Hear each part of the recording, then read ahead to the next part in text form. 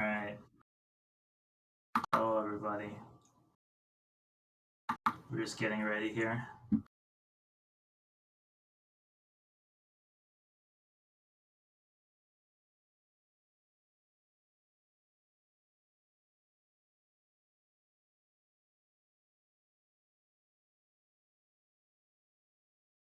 Alright. I just switched to voice activation. Ready to next race. This is between Akuheish and Kyuketsuki.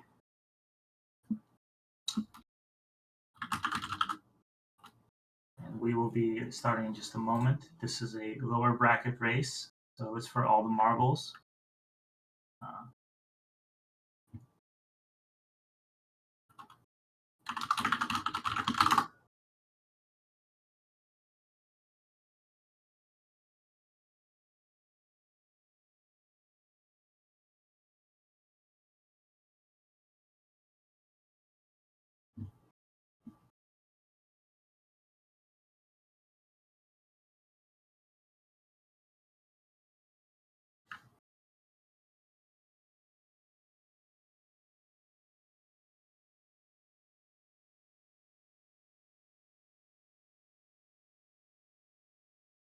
This is the SGLIVE tournament.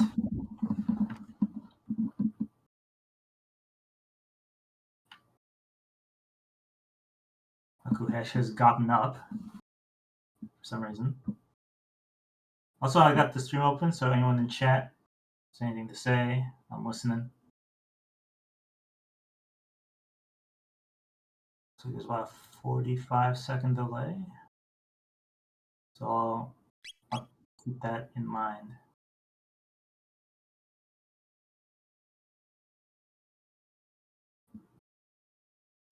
So actually, I'm the one who sent Akuheish into this bracket. But only 2 minutes behind me in the race. So he performed very well. And I think he's a favorite. So we got our starting team here. We've got Ayla and Robot Man. This is actually a very strong team because neither of them need to unlock magic. They're able to get all their skills throughout the entire game. Another reason is Ayla, being a later character, has a strong starting attack, which means that a lot of the early experience grind, or at least to get your early tech point, is able to hit in one shot by manipulating RNG with a second, fourth, and I think 6 attacks in your first battle. You will always crit. So the race is starting now. I'm going to be solo today. No one else signed up. So here I am, making my debut. This is really okay. So the first shop has some ethers, and Kyuketsuki is actually going for tabs right away. So there are several tabs in the opening that you can get without having to do any checks. There's a couple in Gardeer Forest, 6,000 and 1,000 AD. There's one in that shrine you saw. There's one in the shop that Akuheish visited right away. There's a speed tab around Toma's grave, and the magic and speed tab in the Mystic Village. So it looks like Akuheish is picking up his first key items. He picked up the pendant right away, and now he's going to check the other key item as well. So this is big. This opens the seed right up, because when you complete the the Dragon Tank prison, you're able to unlock 3 more checks, which is like almost double the amount of checks you get early in. In addition, since they have Robo, they're able to do Desert Viz anytime as well. And I'm liking doing Desert as soon as I'm able to do it, either with an Ice Spell or with Luca, Magus, Mara with good weapons, because they have a naturally high hit rate, so they'll be able to bypass the evasion that Red Knight has. And Magus, Frog, and Marl are characters with ice spells that could lower the defense anyway. And actually, I saw for a moment there, Ayla's first tech is Triple Kick. That's incredibly powerful. In fact, I'll just be sending my tabs on Ayla immediately. She's your endgame character with Triple Kick. You're not going to do any better than that. Like, the only way you're going to do better than that is like Grand Hero Frog, Frog with Grand Leon, Hero Medal, and Robo Crisis Arm or Chrono of Rainbow. I think those are the only like real combinations that do better than Ayla for power type usage. But if you make these types of early game decisions to use your tabs, sometimes they'll pay off. Because if you do damage, that's one less turn sometimes on some bosses, on some enemies, kill them, which speeds you up significantly over the course of the game. So akuheish is actually doing the Dinodoro grind, or not. I thought he was about to do the Dinodoro grind. He's just picking up gold chests here. Or maybe a Dinodoro grind on the way back. I think it's probably Dinodoro grind on the way back. Yeah. So this is popular lately. I think Chakusura, one of our community members, likes this a lot, and I started doing it as well. Because these birds, they have 94 hit points. Although this isn't quite how you do this. You want to make sure your second and fourth attacks are the ones hitting the birds, so they one-shot them. And generally, Ayla with a few power types, or Robo with pretty much anything other than his starting weapon, will be able to insta-kill those birds. And then the Ogins are just really low defense, so you can finish them over after the birds. And the advantage of this is you get, I think, 8 temp points, which means you get both your starting 2 techs, because in Chrono Trigger, when you receive enough techs for your tech, the next one also gets that amount of points, which allows you to chain them and sometimes get multiple techniques at once. So as you can see, got triple kick and kiss, and we got a laser spin out of Robo as well, as well as his cure beam. That's really good. That means that in Cathedral, Robo can just laser spin his way through the entire thing up until the boss, which is much faster than killing all the enemies one at a time. So this is a really fast start. Like, this is like almost Jet Seed material for a start. Like, if they get the clone or the Chrono Trigger, and pretty soon, then they'll have like a really fast Black Omen opening. And once again, this team so far does not need to unlock magic. So I'm going to pull the bracket for a second here. I did want to talk about this tournament. So we had 7 entrants. Kyuketsuki actually received a bye randomly. So we're looking at, and the way it worked is akuheish lost to me in the first round, which put him against Smerk, GD, I'm not sure if I'm pronouncing that right, which he won. And then Kyuketsuki raced St. Font Jester, who knocked him down to a lower bracket, and that's where we're at now, with the losers round 2 between Q and akuheish. The winner of this will be playing the winner of Azure Kale and Scrub Ninja Tuna. And then the winners of both those matches will play St. Font Jester in the losers finals. Alright. So it looks like they're actually entering Cathedral. They had really different early game routing, but it all ended up in Cathedral anyway. Mainly because they decided to do Cathedral after all their early game checks and key item checks. And it doesn't really matter which order you did this in. If you get an early gate key, you might skip the character in Cathedral and get the character in Dactyl Nest. Same if you could skip the character here and get the character in Protodome with the pendant. Although that's a little less likely because you do still have to go through the prison sequence. Whereas with Gate Key, you're just teleporting down there and you're there already. So Ayla's doing work here, even slowed. And we did pick up a Froggerto, a Frobert, in our opening 3 characters. I don't quite know what text he has yet. Characters you pick up in Cathedral don't start with any text because they are pretty much the first recruitment of the game if you don't count picking up Marl at the fair. Or Luca at the castle. I guess it's not the first recruitment. It's the first third character you get, that's for sure. And Frog in this team is not bad.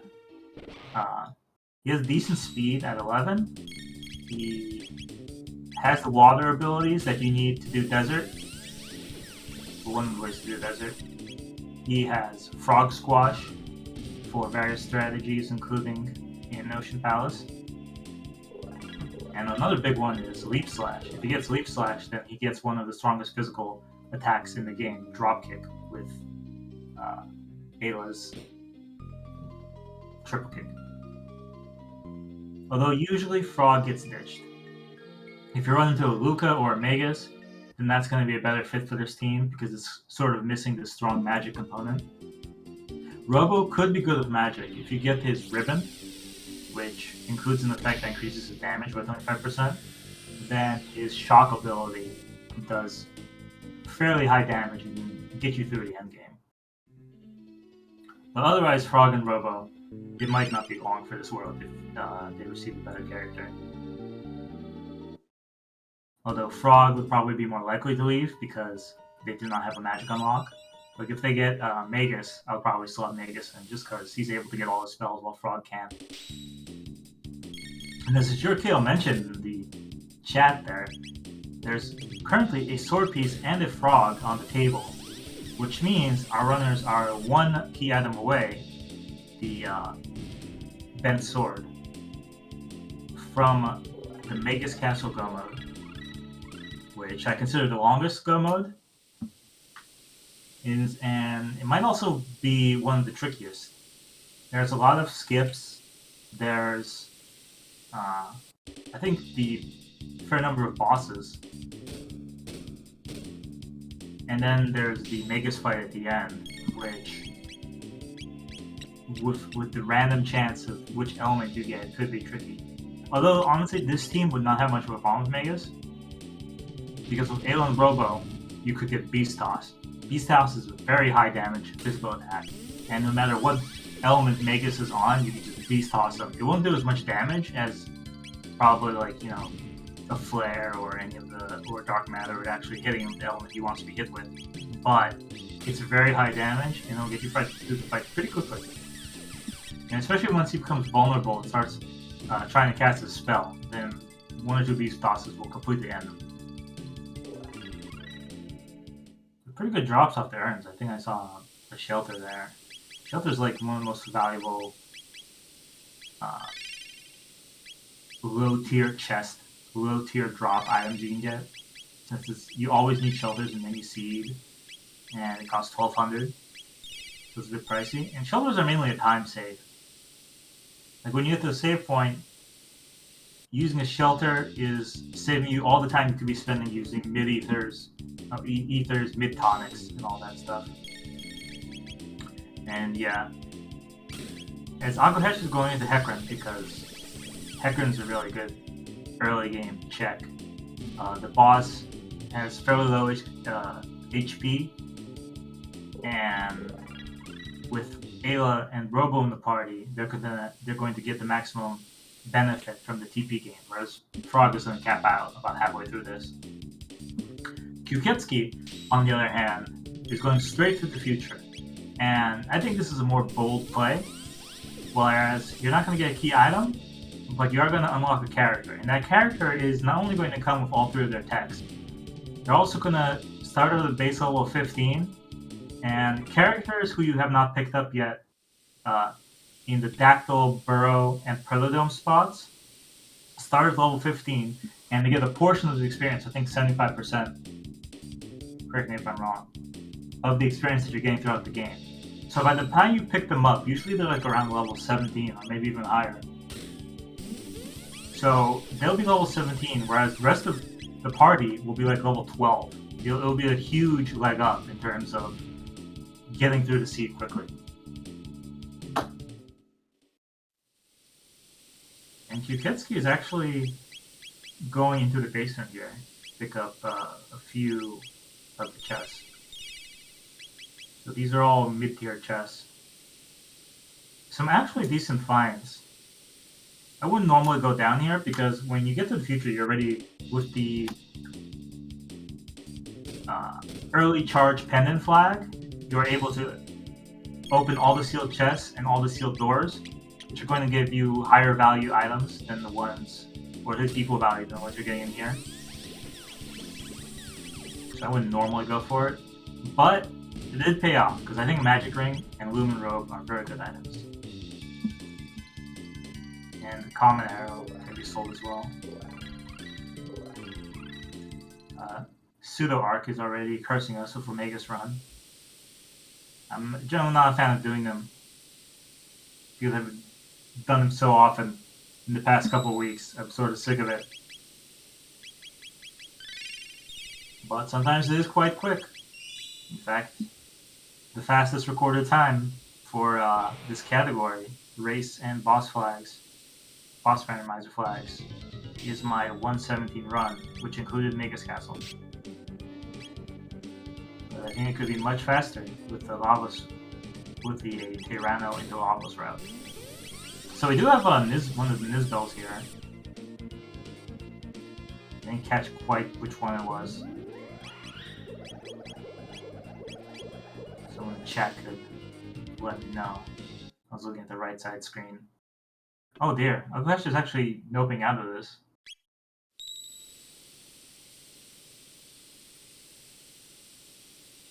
Which Nizbel was that?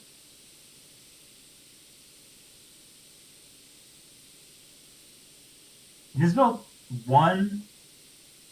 I think Nizbel 1 is more dangerous, because when you don't use the lightning, then he's going to stomp and do AoE damage every turn. And early game, it's going to be pretty rough. It doesn't look like akuheish has any magic. It looks like he has like a bubble, a water one with Frog, and laser spin with Robo, which he decided is not good enough. So that's kind of a shame. I don't know if I would have went through with it.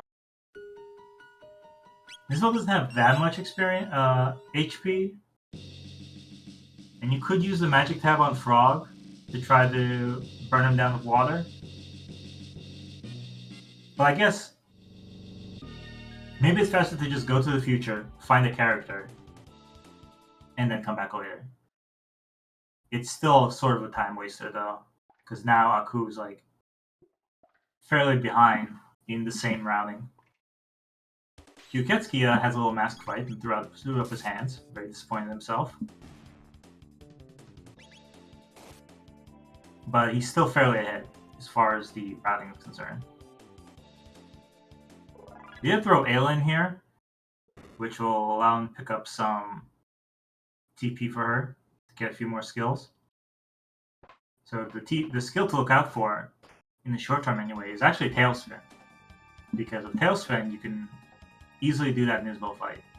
Ayla's Tailspin is actually a fairly decent spell. It does non-elemental damage, so it can hit everybody, pretty much goes through everyone's defense. And even if you throw through magic tabs on her, it's probably more efficient than throwing magic tabs on anyone else for any other skill. And if you pick up Luca later, you can get Fire Whirl, which is a fire AoE spell that also does a lot of damage. Probably as much as Flare. So I didn't quite see what Frog had. I knew Frog's first skill was Slurp Cut. Probably akuheish has all their skills, at the very least. So akuheish is going to be a little stronger for the Dragon Tank fight. That actually might be where Aku catches up a bit. If Aku has like an instant Dragon Tank fight, while Kyuketsuki gets stuck here for a little bit. The Dragon Tank could be a little annoying because it's 3 targets. And I forget the exact HP numbers, but it's sort of like around 1,000 for each. Maybe like 800 for the middle part and wheel. And that could take a while if you really don't have anything damage-wise. But Kyuketsuki does have the triple kick. So it looks like maybe a few of those will take out each of those parts.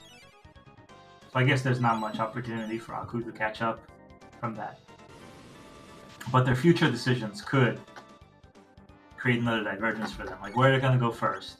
There's Son of Sun, which if they have some fire resist or absorb gear is pretty much a cinch. and it's going to be faster than Aerosdome. But Aerosdome has the loot. With Dependent Charge Flag, they can get in there, they can pick up 4 high tier chests and the power chest, as well as 2 more chests as well. And then there's always, if Magus is in Protodome and has a decent spell, there's also a Genodome gamble. Because you can go through Genodome, it doesn't take that long, and it's still very early in the seed. So they go through Genodome, they get a bunch of tech points on all the people who do not need Magic Unlock. And if it's one of the Go Mode items, that's a huge advantage, because now the rest of the seed is free basically. They get so many levels from the Genodome. But honestly, Magus would need to have like Dark Matter or something to go through that, because some of the enemies there have over 1,000 HP, which it's going to be tough with this party. Laser Spin's not going to do it. Triple Kick only gives him one at a time. Perhaps also Luca. If Luca has like Flare to start with, I'd probably consider trying it as well. So Aku has actually caught up to the Dragon Tank fight. It's probably going to take him about the same amount of time, because his tools are about the same. Dino Tail could have been interesting if he had like a silver or gold earring to AoE these guys down. Aku actually doing less damage to the head with Ayla than Q. Probably less tabs used. That's the difference a few tabs makes on Ayla. Although he does have the Robo Tackle, which is a move that scales up with both power and levels. Which actually, at some point, makes it almost as strong as Uzi Punch in the late game. Like in like super late game.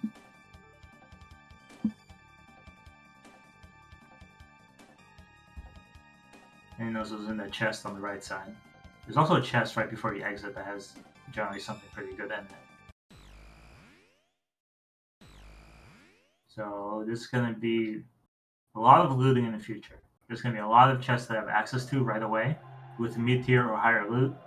And honestly, if I was looting, I'd be looking for probably like a Brave Sword for Frog, Crisis, Terra, Kaiser, Giga Arm for Robo, or Sunshades, Prism Specs, Power Seal. Oh my god, speak of the devil. It's Sunshades. That's huge. Ayla already has Triple Kick, and they pick up Sunshades right upon getting to the future, which means she's going to be doing massive amounts of damage to pretty much anything that's vulnerable to physical attacks. Looks like we don't have much in the future shop. There is a mid-ether shop, which they could visit right before going to their end game dungeons. Oh, and there's a Power Seal. Wow. So yeah, you could probably put the Power Seal on one of those characters. Power Seal on Ayla, or Sunshades on Ayla, Power Seal on Robo, and then once you get Beast Toss, it's going to do massive damage. All you need is a good Robo weapon, and you can have really big Beast Tosses, which will be useful up until the endgame bosses, because they all seem to be immune to Beast Toss. Pretty much all the 2-part bosses, I don't think you can Beast Toss. I think you might be able to Beast Toss Zombor, because you can rock through Zombor. But I don't think you can do it to any of the other 2-part bosses. And then Zeal 2, none of the Zeal encounters, and none of the Lavos encounters, I think, Beast Toss. So those make it kind of weak. But you also get Boogie with this team. Boogie's a dual tech with Ayla and Robo that inflicts stop on enemies that are weak to it. Which is quite a few actually. I think Atropos, any of the golems, maybe not boss, and Fleet Plus.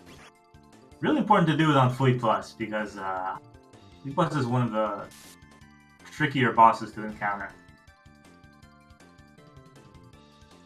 Looks like Kyuketsuki is going to check the Protodome character. I think he saved beforehand, which is really important to do because this location could soft lock you. And it's actually Megas. This is what I was talking about. This is a team that does not need to unlock magic. And if he has some good techs here, Q can go straight into Genodome and get a huge experience boost, which will make the rest of the seed go super fast.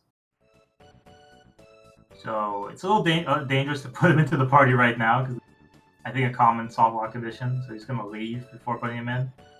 Or he can keep Froggerto. I don't think that's going to happen. I don't know. Yeah, get in there, Magus. And as I said, he's level 17, which is about the level I expect with an early pendant.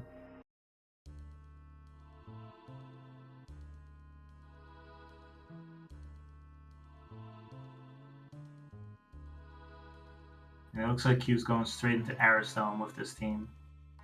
I don't think I saw what Magus' techs were.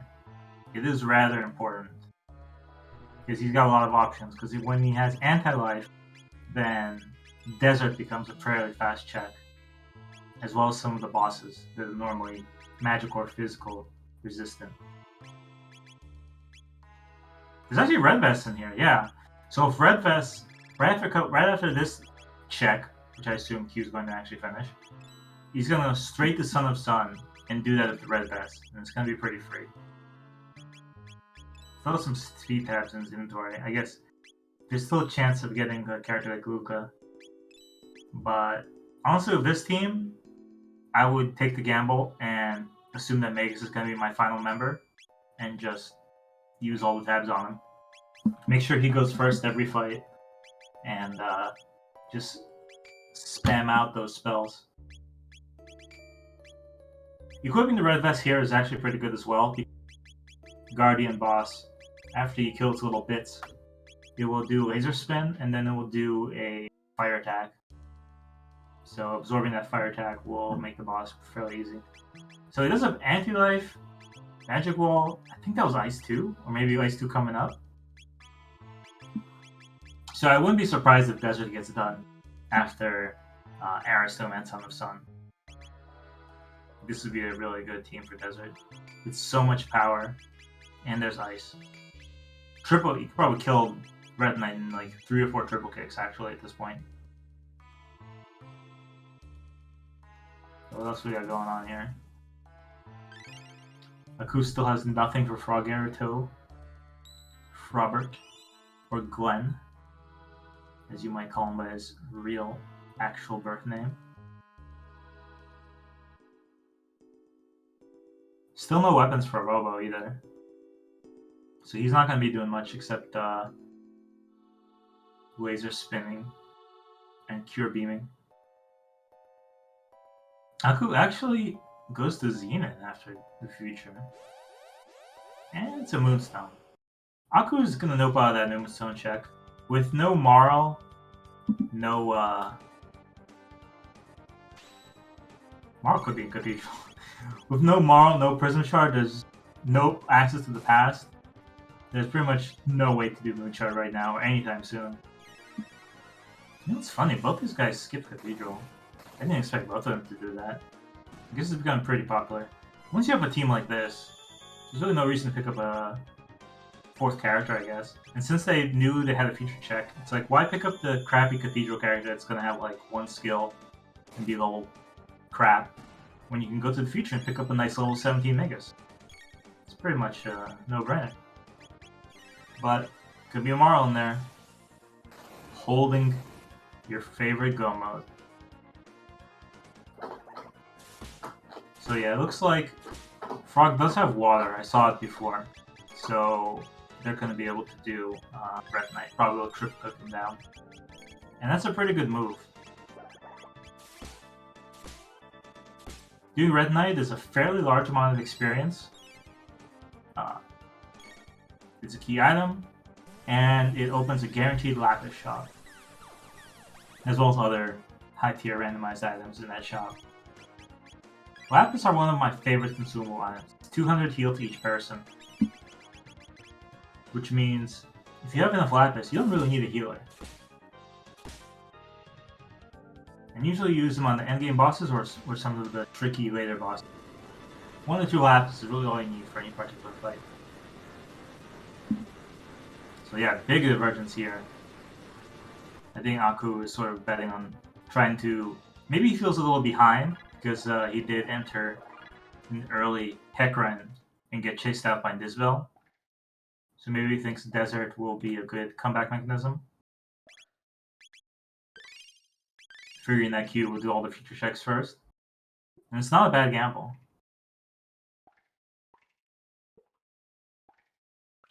With both Robo Tackle and Triple Kick, this will be a fairly short fight too. Probably a faster check than anything in the future.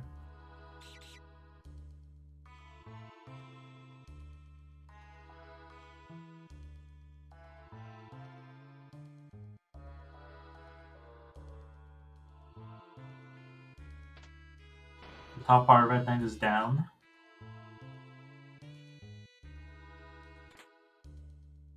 With a team like this, I'd also probably get the Power Tab in Death's Peak. Usually people don't get that one until they have a Death's Peak Go mode, but I think it's worth getting when you have like a triple kick Ayla like this. Because Ayla disproportionately gets benefit from Power Tabs, because more of that calculation goes into her attacks than the other characters. With the exception being Robo Tackle. Robo Tackle gets the same benefit from Power Tabs that Ayla gets for all her moves. All her physical moves. I don't know if that bug fight was intentional. Sometimes these enemies have some decent drops. Like if you play like maybe a Lost World Seed, where you have very limited resources, and you check all the shops and there are no ethers, you might be tempted to find an enemy that's dropping them and farm them for a bit.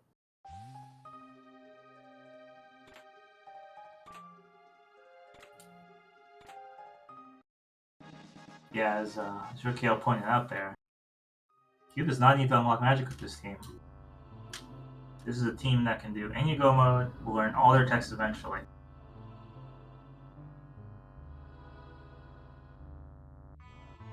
Before they made the Magus Castle Go mode not require a movie knife. Did I say a movie knife? A ruby knife. This was actually the ideal team for a Black Omen Jetsi.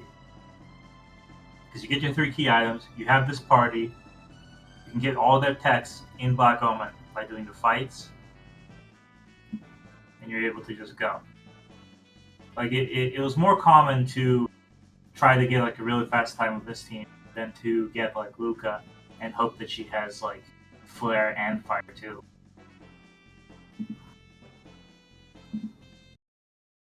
Actually, Flare or Fire 2. With Fire 2, you still have Fire Whirl with Ayla, which does about the same damage as Flare. So if I had to pick between the two, I would probably have the Fire Whirl. Oh man, tricky. So Kyuketsuki doesn't seem very happy about his free meal. It does make me wonder how these people are starving when they have all this jerky line to give to complete strangers, but you know. Future's a different place. We can't judge. They're living their best lives here.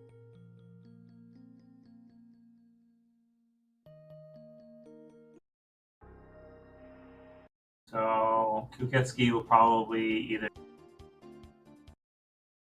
because the jerky has probably the best chance of giving you a top tier item in the game. Like for this team, you can get the Prism specs, you can get the Crisis Arm, you can get Prism Dress for Ayla, you can get the Moon Armor and the Nova Armor. Getting statuses on Prism Helm, which we saw in the next race.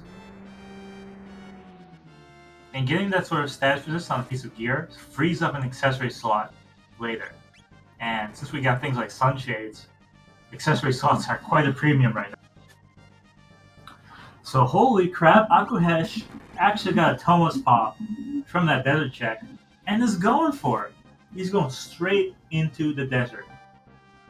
That's the desert. He's going straight into the Giant's Claw. This is actually one of the slower checks. I don't know if I'd do this before like Dinodoro Mountain or any stuff in the future. But I feel like when you're already gambling, continuing down the chain is actually not a terrible idea. Although he's going to the future now. I guess he just unlocked it, and he's gonna come back later. That's fair. Wrecked both his save spots. So actually, they're both in the Sun area, and none of them really has an advantage. I would say Kyuketsuki has a better team because he does not need to unlock magic and already has someone who can get it through Black Omen, and Magus Castle, which are the most likely go modes currently. And well, Magus is also much faster than Frog. Not much faster, he's about 1 speed faster. This fight should take about the same amount of time for each person. Although I'm not sure akuheish. I guess he's down 1. Just Frog doesn't have one. He'll probably just risk finishing this guy off. It was the first flame. When the first flame is the one that is hittable for the vulnerability, then you can probably finish the fight before the next roulette spin with any decent speed team.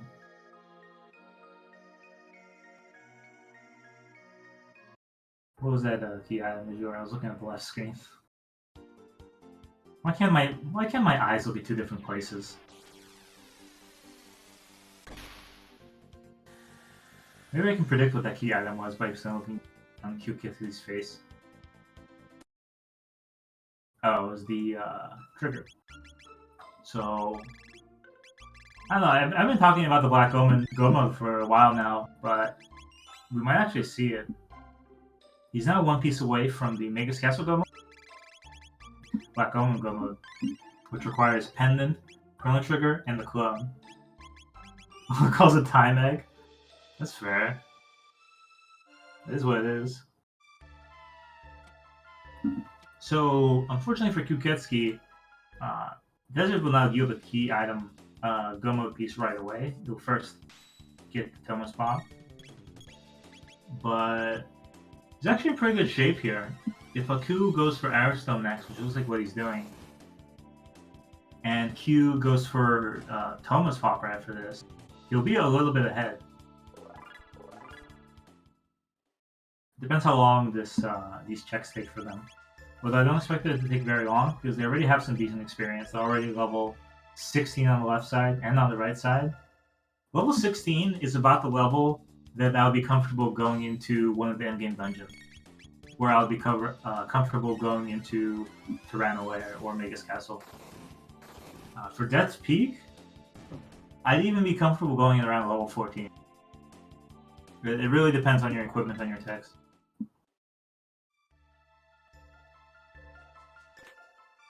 And Q might have a little advantage there as well, because Death's Peak in Boss Randomizer in this version, you can spawn a couple bosses that have Obstacle, which can inflict a nasty status effect depending on the seed roll.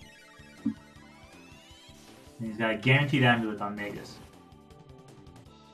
Honestly, it is a bit puzzling Aku isn't Chuckling Pro them. At the very least, you can get Magus. If you don't use them, you can pull the amulet off and use that later.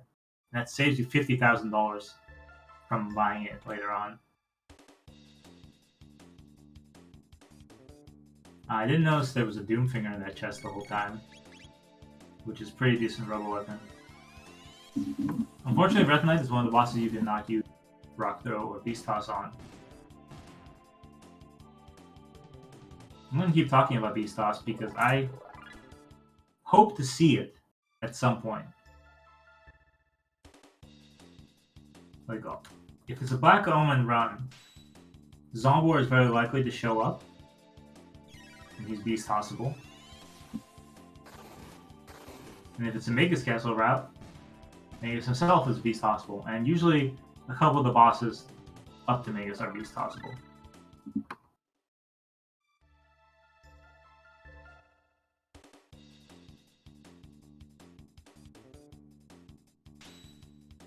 I don't quite know why Aku is happy with this frog though. Frog has like what, Slurp Cut, water, and like a heal spell maybe? Like if you have a frog pot heal, you bench that guy. None of his key items, that he can equip. No heal. Maybe no leaf slash. What does he even do? He does nothing, that's what. Although he does have soap press with Robo. So if you get like a crisis arm with Robo and he has Robo Tackle, it does twice 2x Robo Tackle damage. Which is something I want to try out someday. Oh yeah, if you don't have Uzi Punch. Oh, Big Hand on Robo there. I didn't know where that got found. Silver Earring and Silver Stud in the accessories. This is kind of a stacked seed. There's a lot of good stuff. They shouldn't have any problem in the end game. Because Frog is awesome, huh? Well, we'll see about that. Since Magus gets Dark Matter, we'll see how awesome this Frog is.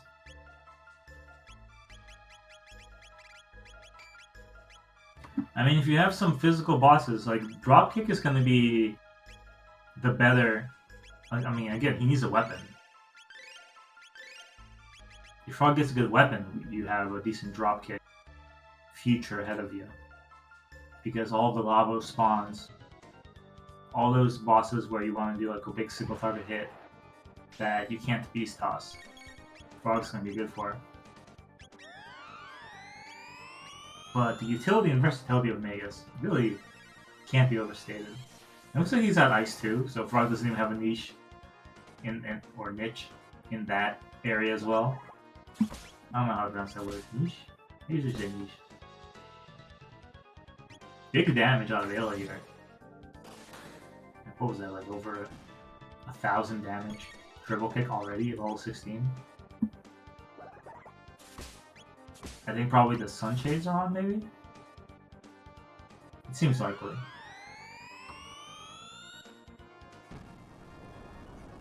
One thing the randomizer did is it improved Ayla's performance with triple kick in the late game because it's tuned. Since it's like an endgame skill, it's sort of undertuned in the vanilla game. But at some point, before version 3.0, Ayla just hands down the strongest physical character in the game. But since then, Robo and Chrono, and even Frog, have had buffs to make them more viable options. So we're not going to see anything new for a little while in terms of key items. Akuheish is going to receive his Jerky, which I believe has not been turned in yet. Unless I missed it on Q's screen.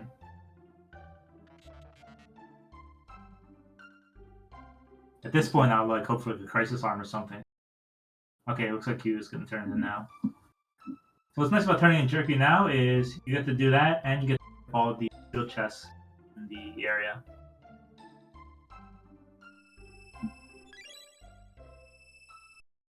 Which contains some high tier items sometimes as well.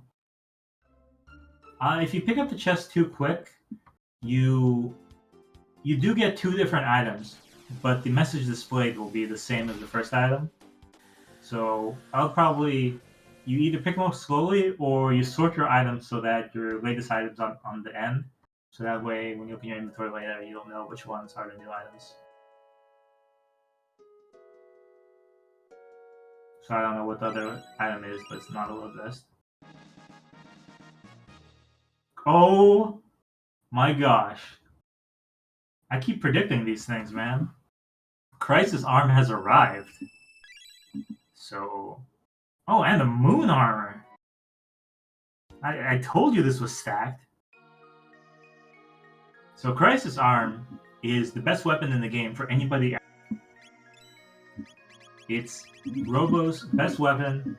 It does more damage based on the last digit of his HP, and from my, if I remember correctly, from my calculations, when the digit is around 2, it's the same damage as one of his high tier weapons. When it's only 2, or maybe when it's 4. Let's be conservative. At 4, it's about the same damage as a Terror Arm, which means any higher than 4, you're doing more damage, which is insane. And at 9, you're doing just insane amounts of damage that, oh my gosh, there's a Prism Helm at some point. So we got Moon Armor, Prism Helm, Sunshades, Crisis Arm. You can actually put the Sunshades on the rope, and It's like basically having a baby Robo's weapon ribbon. Like you don't get the shell, you don't get the 3 speed, but you'll get the damage boost. Honestly, that's a hard call. I assume all of the power types have already been used thus far, so it's kind of tough to justify switching it over now. But with this Thomas Pop, you could go into the Giant's Claw and use all the power types on Robo from. That wouldn't be terrible. And then if it's a Lavos finish, I would definitely do left bit strats. So you can kill the left bit and then use the Uzi Punch triple kick on the right bit, and then Magus will spam Dark Matter. That would be a pretty good strategy for the end game. And then for Zeal, you obviously just have Uzi Punch and triple kick everything down that can't be Dark Matter. So I think with Q unlocking this, I think Q will continue down the path and actually get into Giant's Claw. Whereas Aku just unlocked it and moved on to other checks.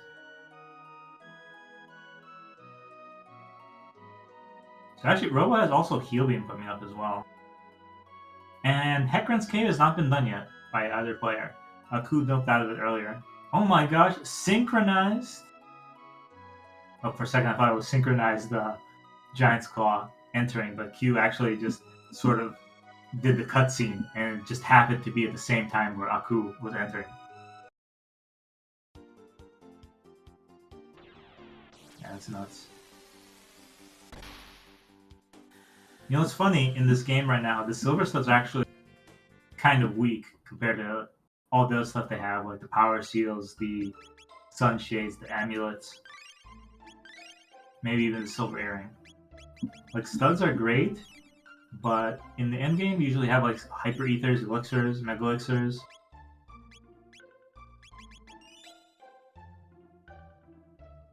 I don't know, man. I think they've been watching me too much, Corinth, and they've decided the Cathedral's no good anymore, even though the literal last race that was played in this tournament involved a skipped Cathedral that had the first fastest go mode.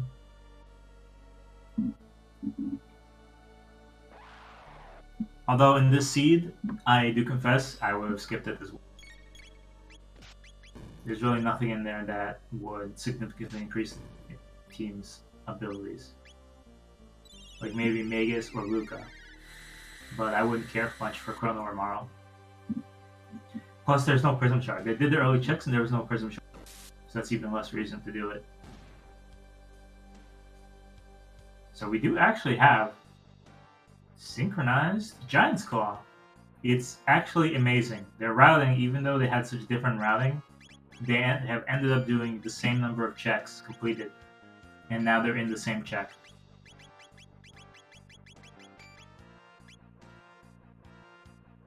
Although, I'm not sure if Aku got his Crisis Arm.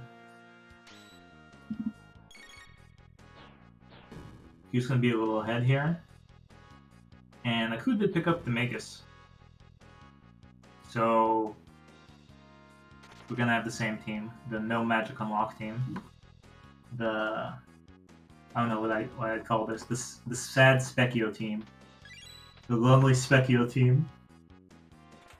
If anyone in the chat has a better name for this team, let me know. No Magas? No Mags? I don't know about that. It doesn't quite roll off the tongue.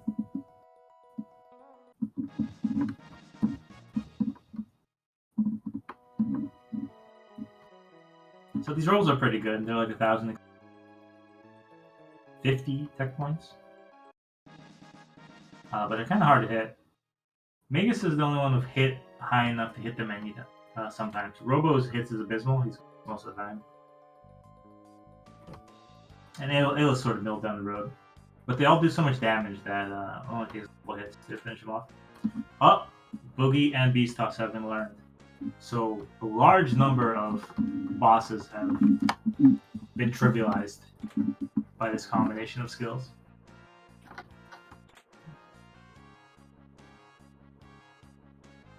Honestly, I'm not quite sure what is gonna set these two racers apart. Like they're so close to each other. Like if this is a clone or a bent sword, they're gonna be neck and neck all the way to the bitter end. So Kyuketsuki is actually skipping the rubble here, and probably the main reason is he's had Magus this whole time. So Magus is ahead in text compared to Aku's Magus, who's only picked up recently. So he figures he'll skip the rubbles. And I didn't really see a need for it in the first place. Although the Beast Toss and the Boogie could pay off in dividends now for Aku, having done that. Oh my. Speak of the devil, if this is Flea Plus, Boogie can neuter them. Let's see. Oh, it's just regular Flea. Unfortunately, regular Flea is not quite vulnerable to status effects. So Aku is not opting to Beast Toss Flea. This is gonna triple kick into Z Punch. Oh right, Aku didn't do the rubble. No, Aku did the rubble. I would Beast Toss here. At the very least, once Flea's down below a certain HP, he's gonna start doing the stair counters. I think below half. Oh, there's Beast Toss. So yeah, once you're in stair counter phase, you probably want to do as few actions as possible to end the fight. Just because the chance of that can be reset worthy. Oh my god, that's so risky. If he's in stair range and you're doing charm, that's crazy risky. I guess in this spot, Flea won't really do much with a stair. The dangerous spots for stair are Reptite. Actually, this is a dangerous spot for stair. I think it's a pretty decent amount of damage, no matter where he is. Ha! So Ruby knife from this area, which means there. Oh yeah, you're correct, Azure Kale. There's going to be no stair counter with the opener of anti-life. That's probably why he did that. Yeah, I get it. So that was a big brain move there. I also heard something recently about Flea's basically just not going to do anything if the lowest HP character attacks them.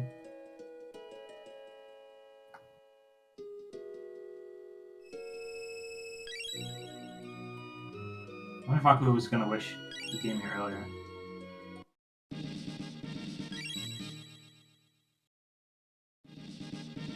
Any reaction on the face there? No, just pure focus mode out of Aku. Emotionless in the face of a crisis arm. I don't know what Q's going. Alright, Q is going to be doing the Dino. Oh my god, they're both doing Dinodoro. They're still synchronized. That's crazy. Because they could have come to Hecarim here. I think Hecarim would have been a better check because you have gotten a huge splash of TP for your team. Because as far as I know, Magus has not learned Dark Matter. You want to learn that as soon as you can. And I do not know if Robo has Shock or if Ayla has Dino Tail. Those are also strong endgame skills. But yeah, wow, they're even more synced up than they were before, because Aku did go collect his Crisis Arm and Moon Armor before coming here.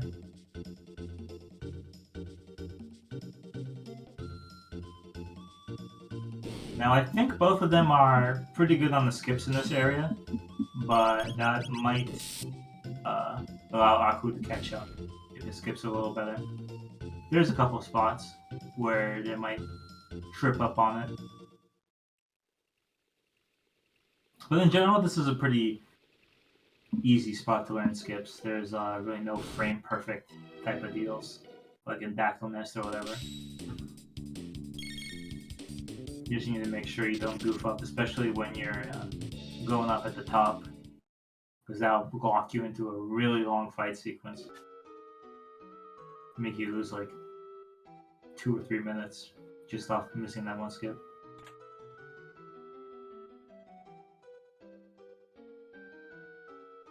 Q's going all the way around. He doesn't want to risk it at all. You can just go up and left. Q did miss the skip.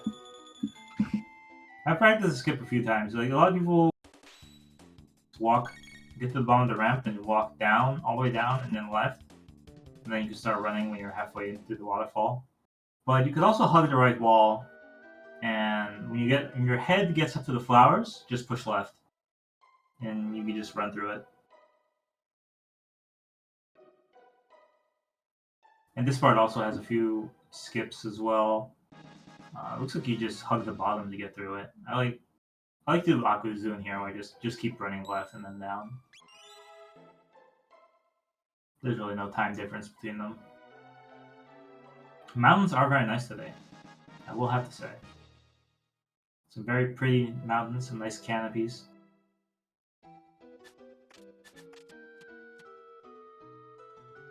So Q's skipping the stone. Oh no. This happened to me in the race too. If you don't allow the bird, the freelancer, to throw 2 rocks, then he's gonna knock you down while he's recharging for the next 2 rocks. And if you're not careful, he's gonna knock you down again. Come back up here.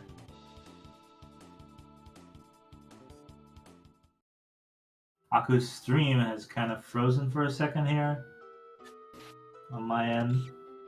There it goes. Okay, it's fine.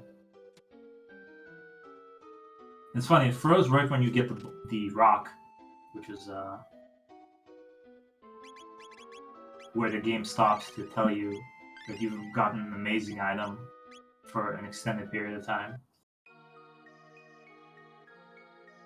So yeah, Aku has actually caught up due to Q missing all those skips, and showing us that Boogie is also something that works on Masa and Moon.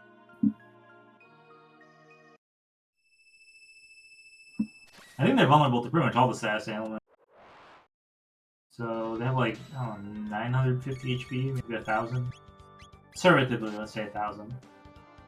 And then the next boss is randomized. So let's see who we got here today. Oh my god, it's Vanilla, Masa, and Moon, actually. So Masa and Moon in the vanilla spot is basically free. This is like a really low physical damage location. And it's beast tossable. Doesn't really give that much rewards either, so you can probably just anti-life as well and probably finish him off. There's only like, what, 3,500 experience? 3,500 HP?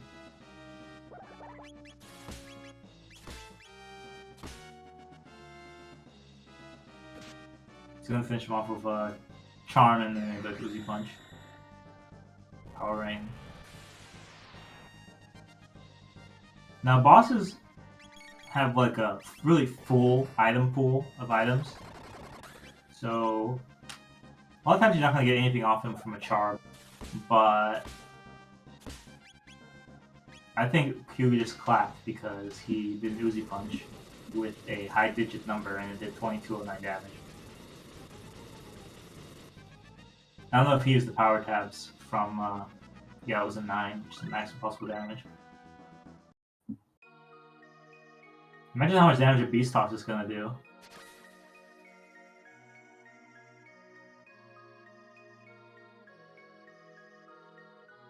Yeah, Q just went for the kill, didn't bother charming.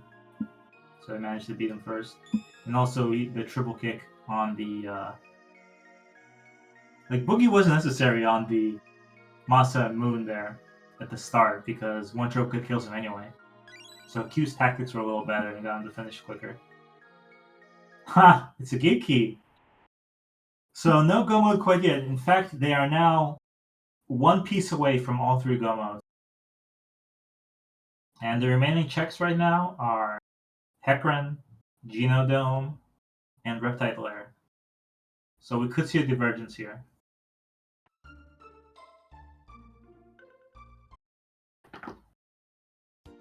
There's really no reason to entertain Key right now.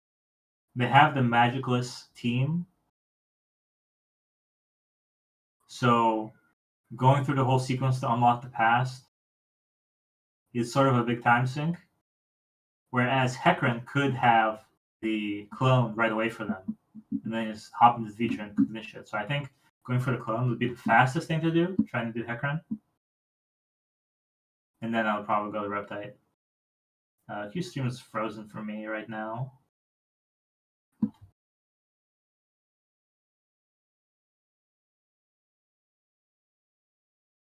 Maybe I could load it up on my own and see if it's oh, it's fine now. We are good. Aku's now frozen. And now Q is also frozen. Guys. What's going on?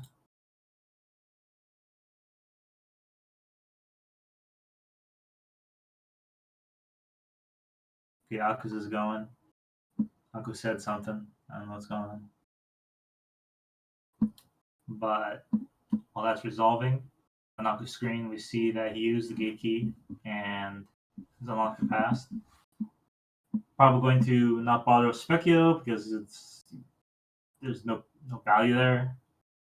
What's he gonna do? Unlock magic on Frog with none of Frog's items? I don't think so. Or okay, maybe I do think so.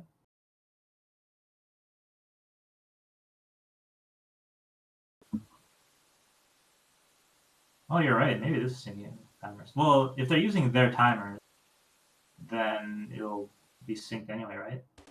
I don't know. Actually, their own timers don't really mean when they started them. It's the main timer that matters, which is like at probably about 10 seconds ahead of them. Huh. So Aku's actually going up to Dactyl? I don't know what he wants from this is a pretty good endgame team. Crisis Arm and Ayla. And the Magus. The Magoose. What could you possibly want here? Like, technically Luca is better than the Magus if she has Flare. But it's really a middling difference. And Magus has a lot of utility. He's a lot faster than Luca. And I'm not sure if all the speed tabs have been used yet. And then you have to go and unlock magic. So this could be a play to see if it's Marl and then Prism Shard. Because remember, the Moonstone was at Xenon, which got noped out of. So if he gets a Prism Shard fairly soon, which is possible, because the number of key items in the pool is rapidly shrinking, then having the Marl on hand will allow him to do both the Prism Shard quest and the Moonstone quest for 2 key items in very close proximity to each other, which has like a pretty high chance of having a go mode behind, considering they already have 1 piece of 3. But I still wouldn't go for Marl, if, not unless I actually had the Prism Stone in my hand, looking at it, staring deep into its rainbow shape. Kyuketsuki, on the other hand, is gonna go ahead and get right into Hecarim's cave.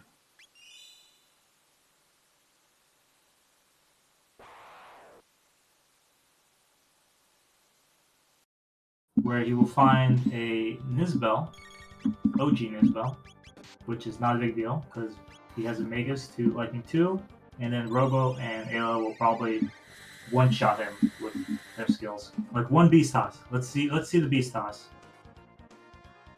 Ah, it's triple kick. I want to see more Beast Tosses, man. Robo has an 8 digit, so this Ubi Z punch. Making Q very excited. 1956. That is big Uzi punch. It also dropped a Green Dream, which is, I think, one of Magus' best items because it allows him to get a free anti-life off and regen back to full. Sometimes I wait till like Megas take some damage, and then just anti-life in order to do a bunch of damage and to get a free heal on them. Ooh. So this is one of the rare bugs. It's present in vanilla as well, where if you do not jump from the whirlpool right away, just save and reload, and you'll be able to do it. I think they're still looking into the reason for that. Oh my god. Pseudo Arc, you madman. It is... The first go mode has been unlocked. With the bent sword and the bent hilt and the Fragerto McGlennenstein in your party, you can unlock the Magus Castle, starring Magus, and get through it. And then the door to Ocean Palace unlocks as well, and you can go ahead and finish the game. So it is only about an hour and 4 minutes in, according to going by their timers. So this isn't a terrible time to end. There's still key item checks on the table.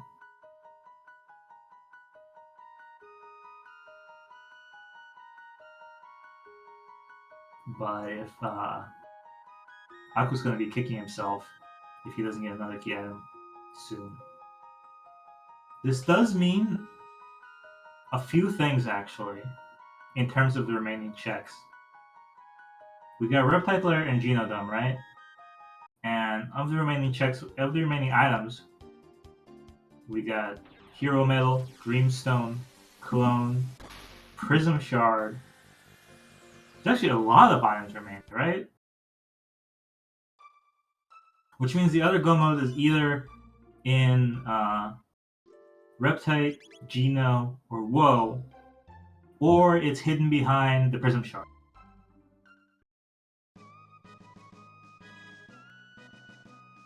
So I don't think either of them have checked Burrow, so there's a 50% chance of fighting the Burrow.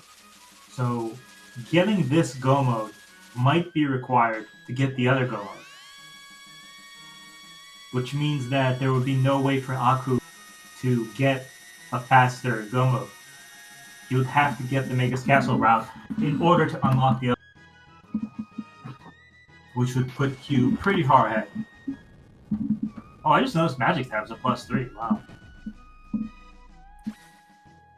By the way, if Magic Tabs are +2 or +3, I usually take the Speculo fight just to get another Magic Tab. Because that does end up being a significant amount of damage and healing. With a +2 Magic Tab, I think Robo breaches the Lapis threshold of healing for his Heal Beam. So I think this is going to be a big moment for Aku. If he does not get a go mode piece here, or something that leads to a go mode piece, like Hero Metal, or Prism Shard, he's going to be behind. Because then he will have to go either through Genodome, which I don't think he's going to do, over Hecarim Cave. Or Hecarim Cave, as mentioned. Ooh, Aku sort of flubs this skip. For this skip, you basically just go between... I guess you could wrap around the right there. I just don't think it's necessary. You just go to the top of the screen and wait for the monkey to start going back down, and then you can get through it. So I think Q is fairly familiar with Magus Castle at this point, and even has been watching many of the races on through. So he should be very comfortable with the skips and the bosses and all that good stuff. In fact, this team is very stacked. The bosses should not give him any trouble, including Magus. I told you, man, Beast Toss on Magus. That's the way to do it, man. It's so fast. Crisis Arm, Power Tabs on Ayla, Beast Toss on Magus. You don't even care what his element is. Just ignore his element, Beast Toss. Beast is going to do more damage than whatever his element is. That's how crazy it's going to be here, if Q goes for it. So let's see. Zaku started this fight yet? Okay, he's about to. This is going to be a big moment of truth for Aku. If this is like Grand Leon. That's going to be the worst case scenario. A Grand Leon or a Robo Ribbon. And we got Yakka, one of the easiest bosses in the game. Just barely under the free category of the randomized bosses. The king of the free category is, of course, the Golem boss. And to a lesser extent, Rust Tyranno. Ooh, we got Fire Tackle's strats as well. So actually, with Fire Tackle, Aku has negated the problem with the late game that this team has, in that none of the later bosses or the end game bosses can be beast thrown. But with Fire Tackle and Crisis Arm and +3 magic tabs, you're looking at huge amounts of damage. And you got a Sunshade. Sunshades on Luca here, or even Robo. I forget who provides more damage to the combo. But we're looking at massive, massive damage if that combo can go off with Robo having a 9 in its last digit. And I think at maybe level 33 or so, if Robo has a gold earring, he can hit 999 HP. So you're just guaranteed at full HP to always be hitting for max damage. Oh no. Usually, getting a Robo Ribbon when you have a Crisis Arm would be a phenomenal bit of luck, but in this case, it's actually bad luck. What is Aku doing? What are you doing, you madman?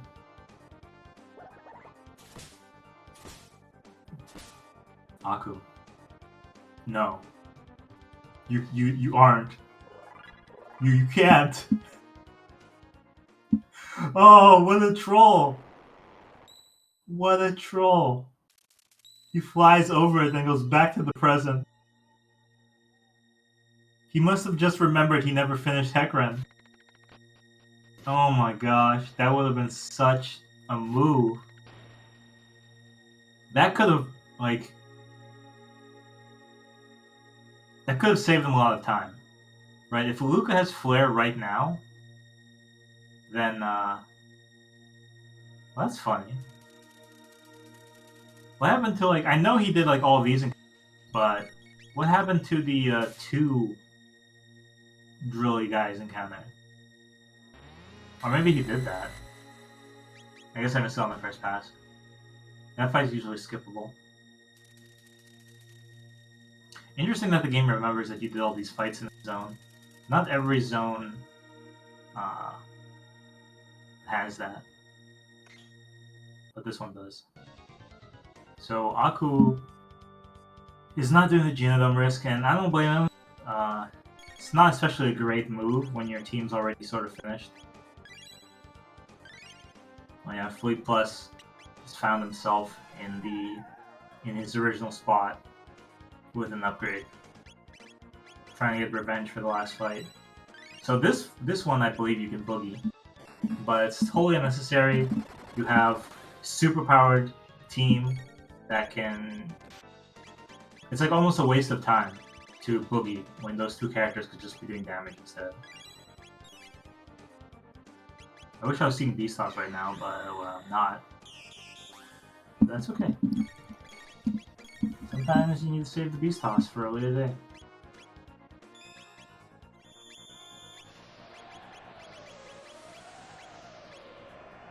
I mean, anti-lifing here would be good too, because once again you can stair count. And this looks like he's going for that. Another great use for anti-life. Trivializing the fleet encounter. And you don't especially need the experience or TP at this point. You're going to be pretty good to go for completing the rest of this dungeon. So I didn't notice what Luca's first 3 texts were, but one of them is clearly Flare.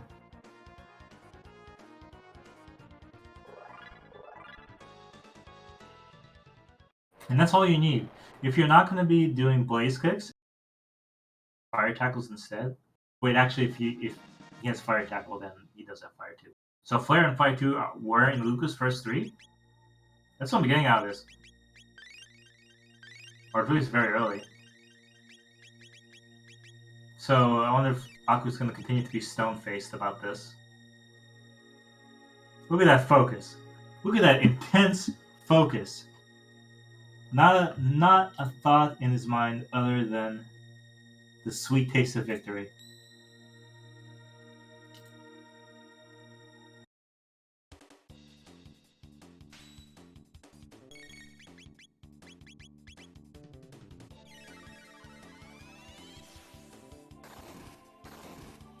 So I don't know what time Aku can make up here. Q's already done with 2 of the bosses. This is sort of reminiscent of the race last night. I did more checks than SVJ, and ended up getting the Mega Skull mode much later than him. Q's doing the thing where he's putting like 1 magic tab on Robo just so his heal beam is not so pathetic, which is not a bad move. But yeah, Q's already probably over a third done with this castle, and Aku is not started yet. However, Q is taking a bunch of unnecessary fights. Like, I think with his levels, he doesn't really need to do any of this until he gets to the grind spot before he starts caring about experience. And I think some of these enemies are not very good against the Shadow, or rather, the Absorb Shadow. But Vaitu's actually doing a lot. I guess with +3 tab, maybe Sunshades on him? It's pretty good. Also, the only advantage Aku really has here, Robo Ribbon means that he essentially has 2 pairs of Sunshades. And if he puts 1 on Luca, and then the Robo Ribbon on Robo, you're looking at some phenomenal fire combos. Like, I think by the time he reaches the Quinn Golem spot, 9-9 fire titles are going to be possible.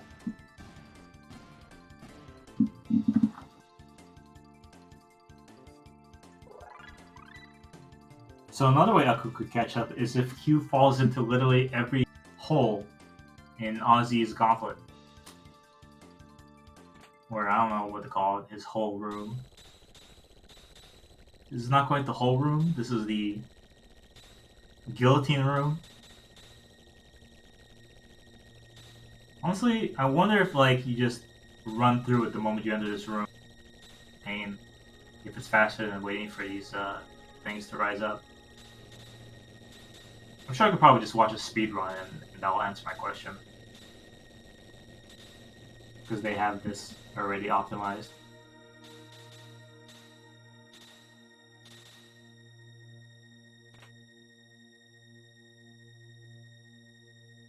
So this is another spot where you can get lots of skips. Basically, you just want to stop whenever these balls roll by, and that can be skipped.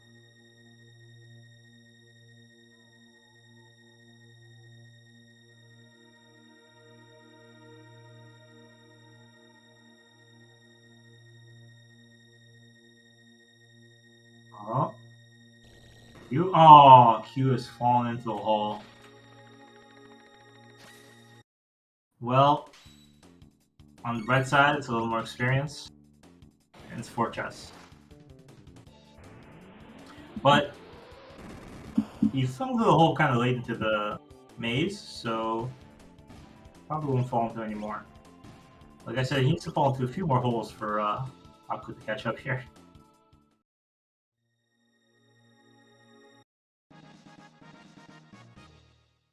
Another area to catch up on is boss. If you go into the final boss a little too weak, you have a chance of getting some bad luck and dying. And dying on the Lavos fight is pretty bad. It's a lot of time wasted. Honestly, I don't expect any of them to die. Especially Aku. Aku has been well for... Aku has been here for a while. I don't know why I'm combining sentences with the brand new ones that never existed before.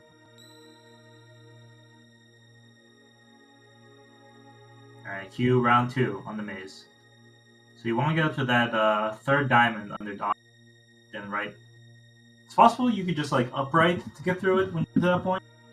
Might be a little close. Maybe if you go a little to the right, then you can just upright. Or you could just go right and then up, which also works. I don't think there's really any time difference.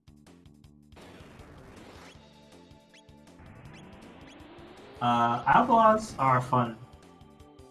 You can't use fire on them. They are vulnerable to ice and shadow, actually. So he does have all the tools he needs for to vanquish the outlaws. It looks like there's a juggler up there as well, just out of frame. You got punched.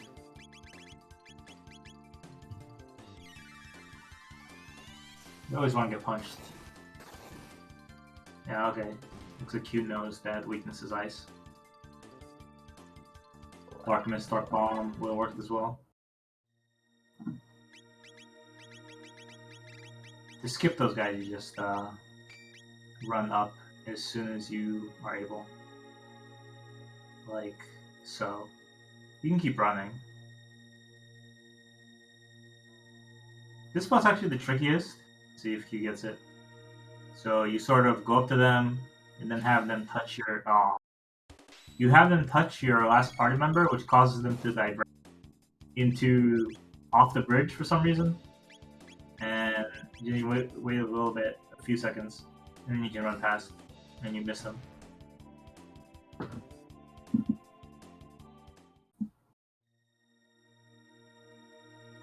Oh my gosh.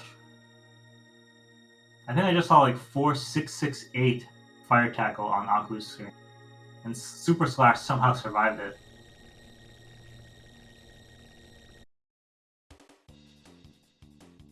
So yeah, these fire tackles are getting bigger and bigger. And they're not going to stop. You're going to see massive fire tackles by the end of this. In fact, I'm not sure how Lavos has any chance with. Like, we're looking at one fire tackle to kill an arm. Maybe like 2 fire tackles to kill the shell. It's kind of ridiculous. Even though I recommended left bit strats for the team on the right here, for Aku's team, I recommend center bit strats. Because the fire tackle is fire elemental, center bit's going to be vulnerable to it, and it's going to die in 1 hit. If Robo's HP is 9, it's going to die in 1 hit. It's going to be wild. This may be how Aku catches up. Aku's team is poised to have a much faster Lavos gauntlet than Kyuketsuki, whose Magus is not quite as useful as Luca, being unable to do any dual attacks. Although he is faster, it's a safer battle. It's a longer battle, but it's a safer battle. Also, that middle battle is skippable in Kyuketsuki's little gauntlet here.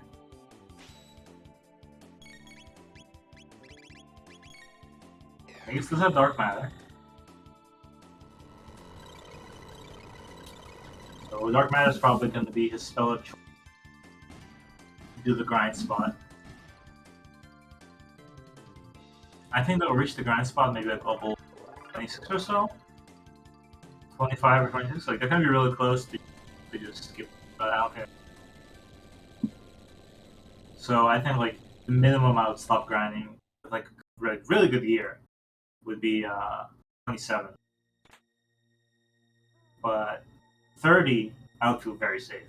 A lot of us at level 30 before going down. Because you kind of end up at like 32, 33 by the time you reach them.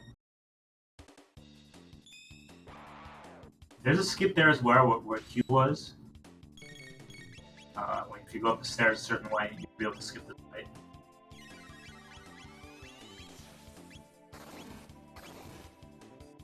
So Aku is done with both bosses. He's kind of moving on to the various gauntlets.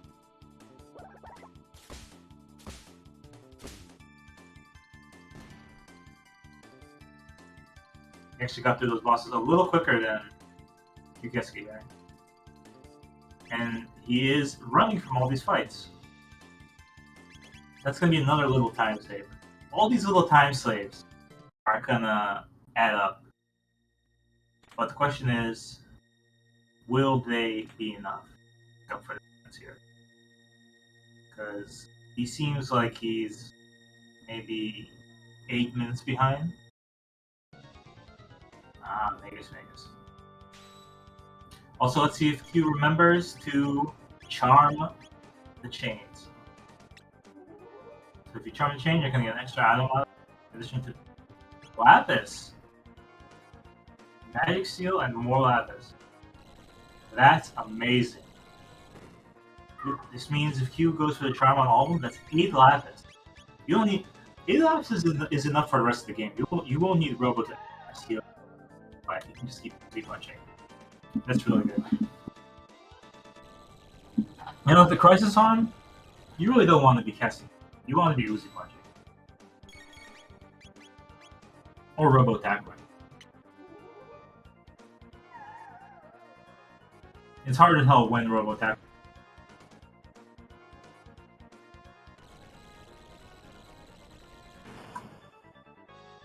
I'm sure someone can calculate it.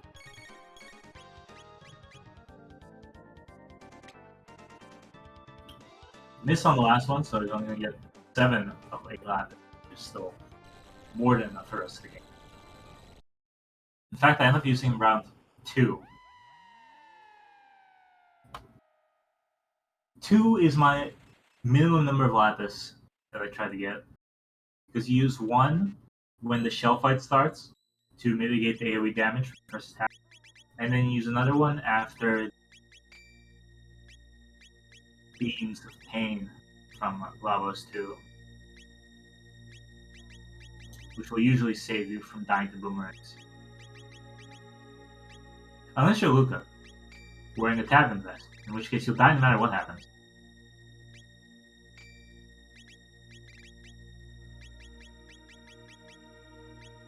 Whoop.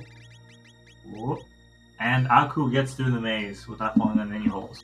That's another small time save. That's like a minute saved. Aku is absolutely closing this gap. As I'm watching his Mega Castle, every move he makes is 30 minutes to 1 minute time save. Well, jeez. The Avalon bird has decided to become friends with Robo instead of avoiding him. And, cause this situation. I think maybe I would have backed up a little more after that third character touched him like that. That's funny. Maybe there's some weird interaction with Robo. Who knows? Another thing to note is Robo and Luca do double V bomb, which they can use in various places. But in this route, I don't think it really has too much use. All the bosses are going to be fairly far away from you. It might be useful for Magus, but okay, Jurkill was right. Magus is Magus. This is like Vampire Magus. So in this spot, there's also a bit of randomization. The script for the battle is exactly the same as vanilla, but depending on which character you get, when they start casting a spell, the spell they cast depends on the character. So in the case of Magus, it is going to be Dark Matter. So the same as vanilla Magus. Although I severely doubt this Magus will be able to cast anything. He'll just die so fast. Robo has a 2 in his last digit, which is not what you want when you want to use Crisis on.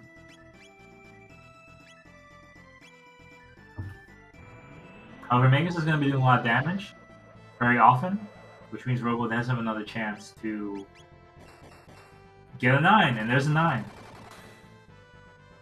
1674.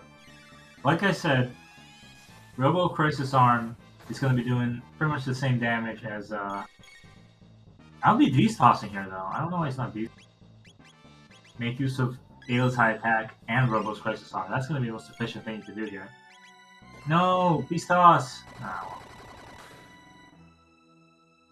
Beastos would literally do 3,000 damage. It's insane. Even with all the physical protection Megas has. Anyway. Over on Akuheish's, he's through yet another gauntlet. There's very little left between Akuheish and Kyuketsuki.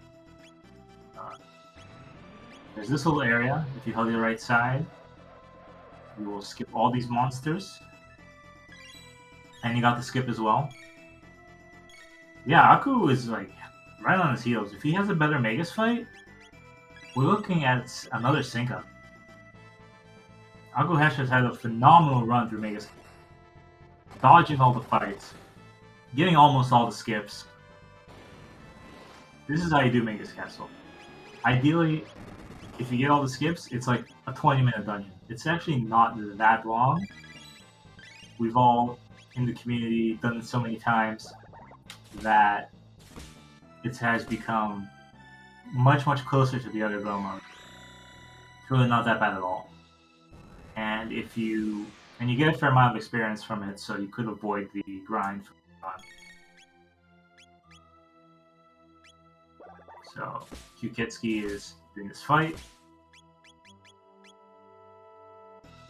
Ooh, I wonder when I'm gonna switch the audio to Aku when he gets to the fight, just so we can hear more Magus theme. After Q's finished with his fight. I will push the buttons. I've never pushed the buttons before. This is kind of tricky with Crisis Arm because you are looking at a constantly changing last digit.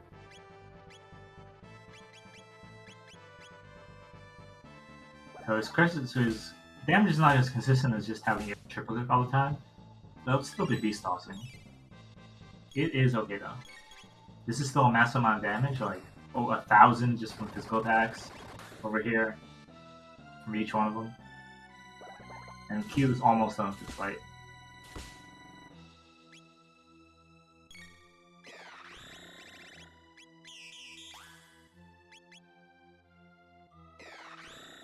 Now, Magus, Vampire Magus, trying to cast a spell, he's gonna get hit by the real Dark Matter, by the real Magus, and probably fall very shortly.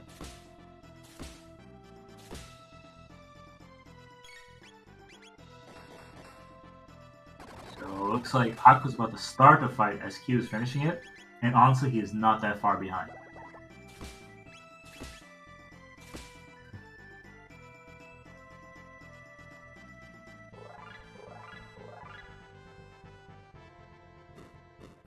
Depending on how fast this is, they could still sync up.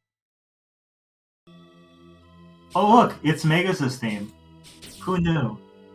Who knew it wasn't over yet? I can't believe there's more of it.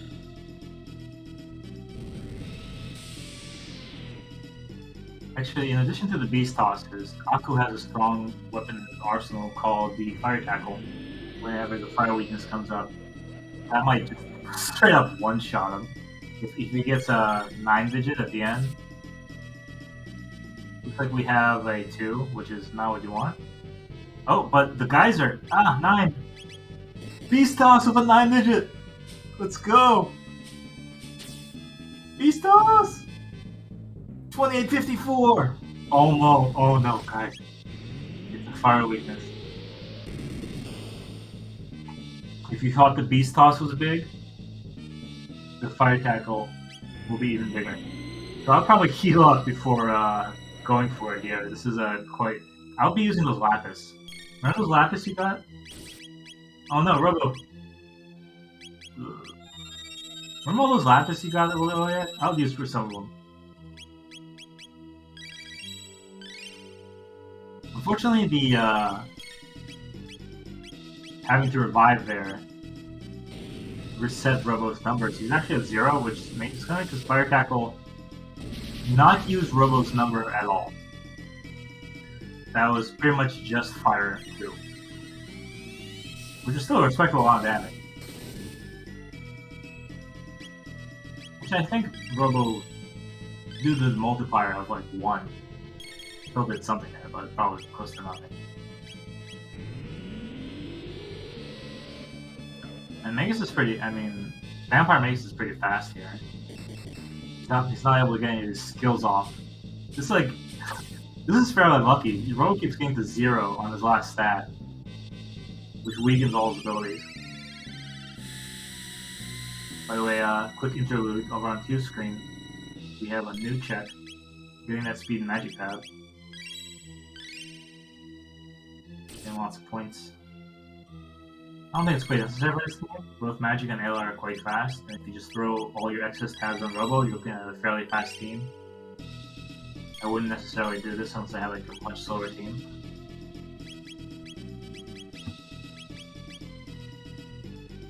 Yeah, this has to be the most unfortunate Magus fight I've ever seen. Like, Crisis Arm rolls are just... Especially since you can manipulate it with the Geyser.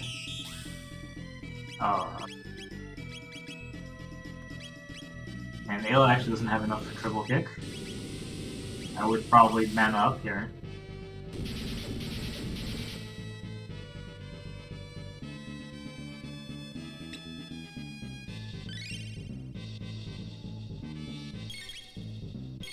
I also think he's just playing to finish this off with the fire tackle. Oh dear. This might kill Luca.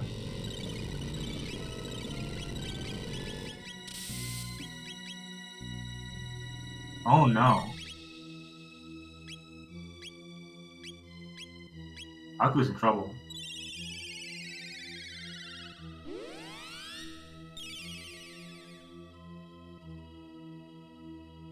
Alright.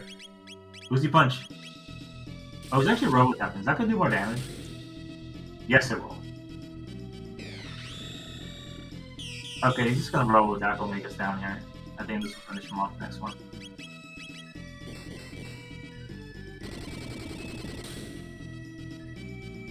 Wow. The debate is now over. Robo Tackle does more damage than Uzi Punch with Crisis Arm.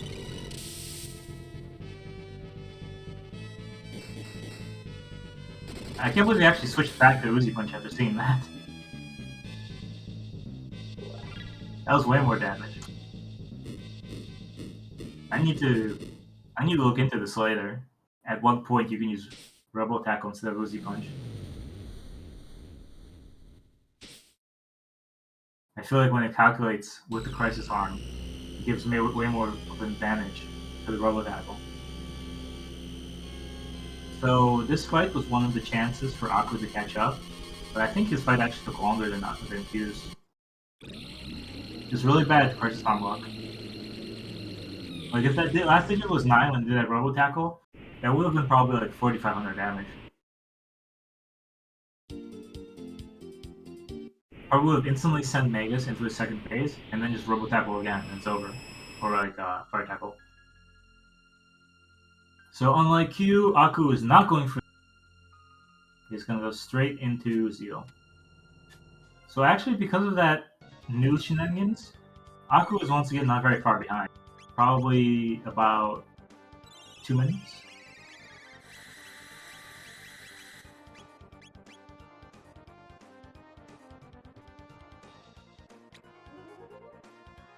Yes, Robo Tackle scales better than Uzi Punch with power. And Crisis Arm is basically affecting the power. I don't know, look at the math later, but I want to know what threshold doing Robo Tackles. I think maybe when you have Crisis Arm at all, Robo Tackle is probably better. The math probably works out in your favor most of the time. Which is really valuable information. Due to how cheap Robo Tackle is. And that's probably why Fire Tackle does so much damage. Because you're looking at a Robo Tackle that's stronger than Uzi Punch.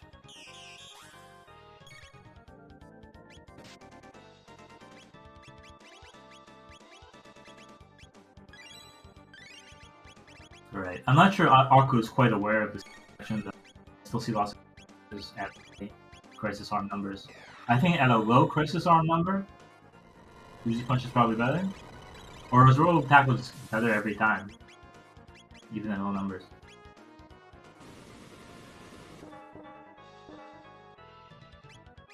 Who knows?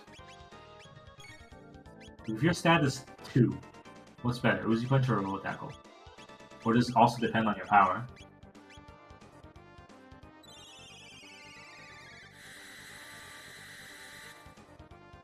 So we actually have another Nizbel here. Oh, I think Azure switches audio over. That's good. Q is a bit ahead here, so he's gonna have the more relevant music.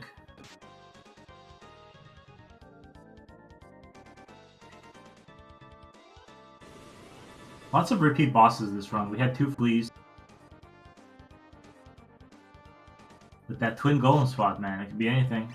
Well, no, we don't know. It could even be a boat.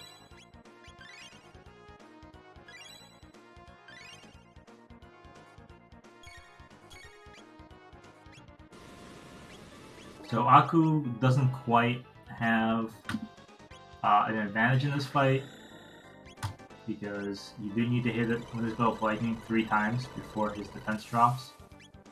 So we're just looking at Flare versus Dark Matter. Although Robo could be shocking. I guess it wouldn't make the battle go that much faster.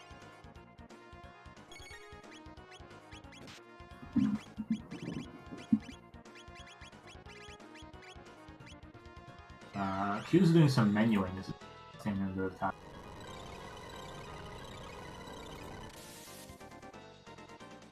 Honestly, the more you play, the less menuing you do. You realize every time you go into a menu, the clock is still ticking. So you really want to try to save it for certain key times. Like when you get to a save point, you're going to be entering the menu to use a shelter, right? That's when you can be using tabs and stuff. Although it is really tempting, like when you get a really good, you just go the right way, just so you don't forget later. I can't believe that Aku finished this fight at about the same time, even though he entered. This is nuts. They're synced up again. I can't believe this. Aku is caught up. Despite being 10 minutes behind when he entered Megas, Aku has caught up. This is anyone's race again. That's how important a good Magus cat is. You could save so much time there.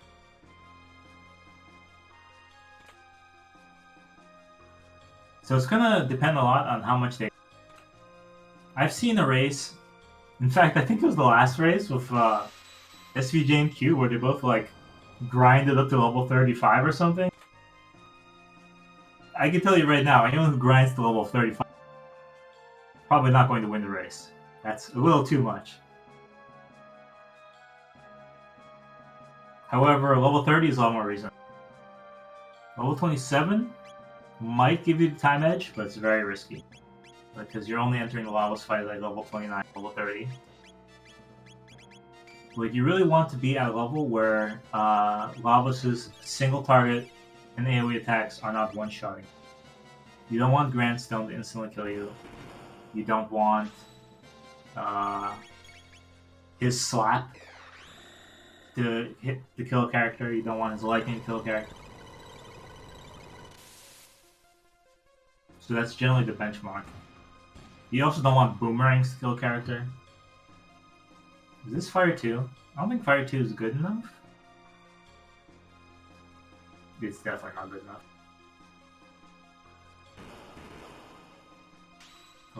And the Luca is locked. Akuheish is in some trouble here. This first grind fight is ending up being way longer than Aku intended. This is now where you mince hairs. You want to use whatever skill kills in one hit. And for Q, that is the Dark Matter. With +3 magic tabs, Dark Matter easily clears the damage threshold to insta-kill these guys. Yeah, sadly no loot on the farm fights. I believe in one of the previous races, these are the guys who were dropping lapises.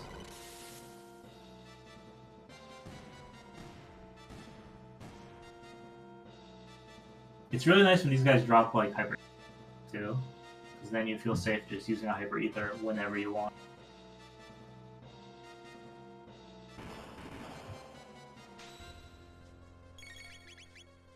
What's Zaku doing? Can Flare not kill them? Is that what's going on? Flare's not good enough? This is actually a big deal. Q being able to one-shot clear all these mobs means he's essentially grinding twice as fast as Aku.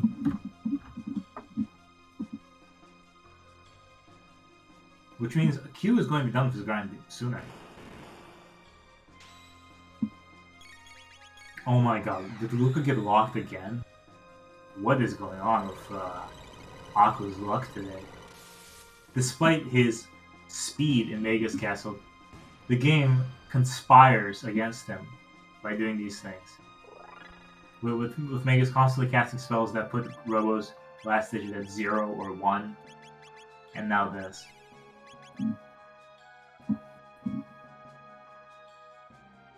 Definitely don't want to take this long on the grind fights.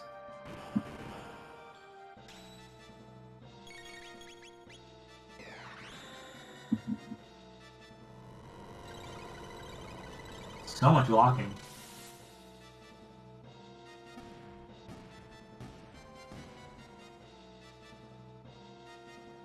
Is Aku done? 27. I wonder if Aku feels behind. 27 is a risky.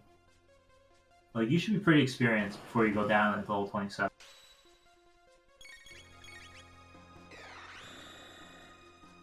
This isn't very good gear for Luca either. In one hit to any physical attack. Also, does Ayla have a lower HP? 210? I don't think that's good enough with the silver earring to Dino Kill insta kill. Which means Aku might hit up some.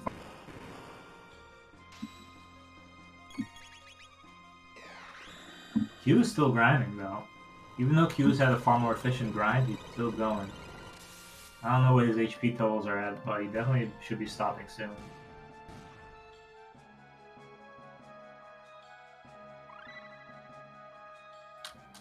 He's still grinding!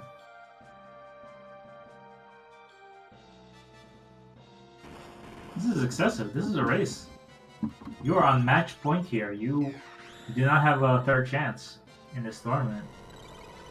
I think you definitely need to just go. Correct, Corin. Aku stopped grinding at 27. Oh, he does have a gold earring. I totally forgot that there was a gold.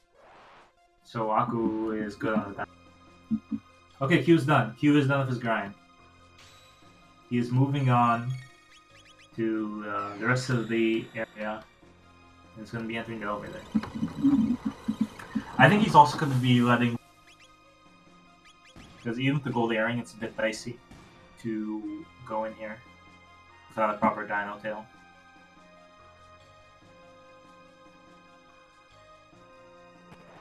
And as Suda Arc pointed out in chat, 27 used to be a much better spot to get out of the grind because the twin golem spot used to give you enough XP to level up. But now, XP is one of the things that is scaled per boss. For example, if you get the Cathedral Yakra fight, you're going to get almost no experience from it. Whereas if you get the golem boss, you're going to get like 6,000 experience. That's a huge difference. That's like 3 grind fight difference in whether you get some experience or no experience. So we're gonna have to see how many, which bosses we get here. Of the bosses we haven't seen yet, we haven't seen Hecarim, would be kind of be free. We haven't seen the Tyranno Head. We haven't seen Dalton. Oh, it's not gonna roll Dalton. If you get Dalton, it gets replaced with one of the 2-part bosses.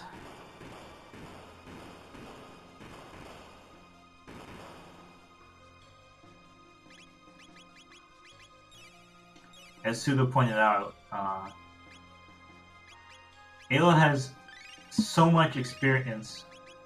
Her HP total without any earring, 647. So with an earring, she'd be at 999. So you generally want a difference of like 400 between your current HP and your max HP in order for Dino Tail. Correct me if I'm wrong. 400, I think, is the number for Dino Tail to one-shot everything in the elevator. And she was at like 300 or so out of 600. So with a gold earring, it would put her at like 999, and that makes a difference.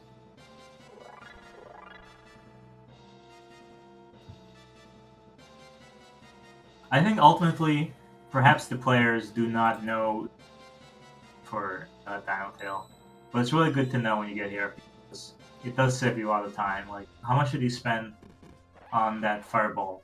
Like, probably like a full minute. That's a significant amount of time when you're this close. He probably has no idea that he's this close. He has no idea.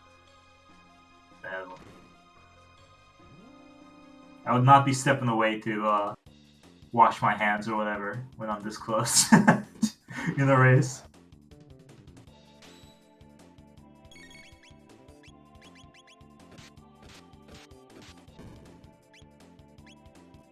Yeah, I also manipulate my speed here. Dino Tailing or Frog Squashing has a little more speed, at least by 1, so that I can just mash my confirm button to get insta Dino Tail every time.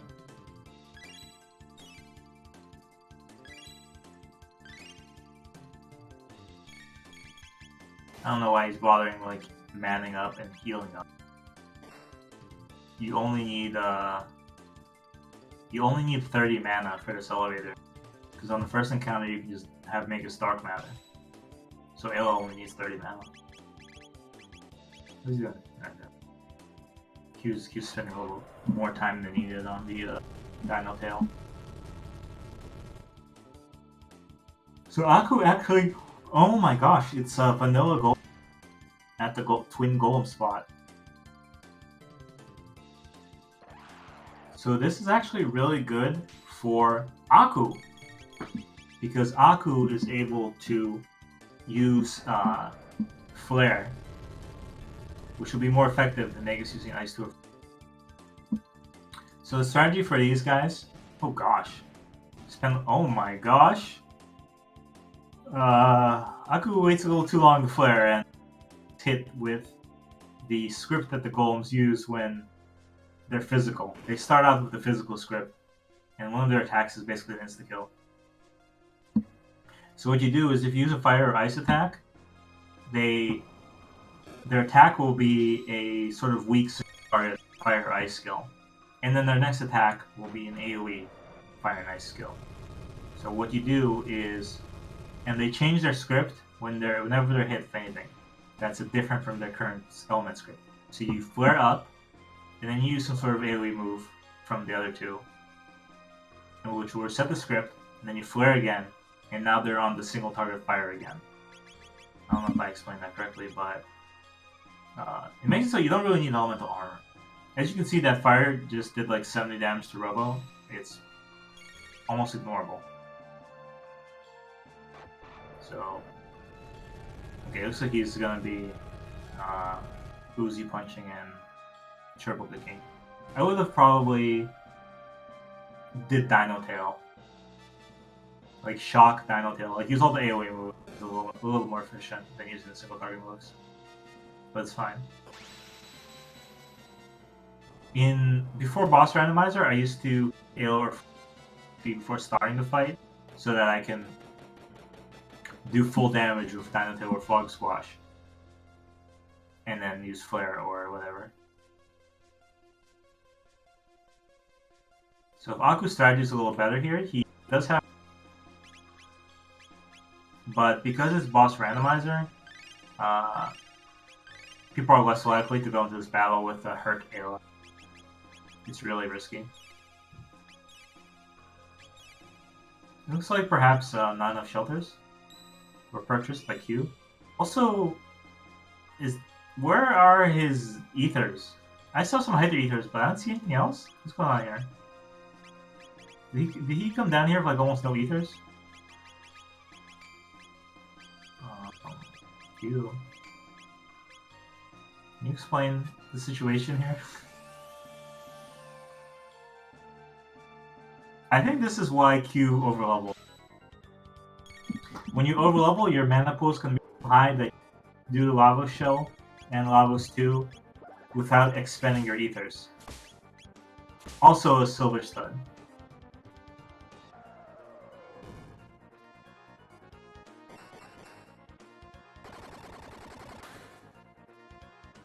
Really close finish on Aku's screen. Almost bit it there.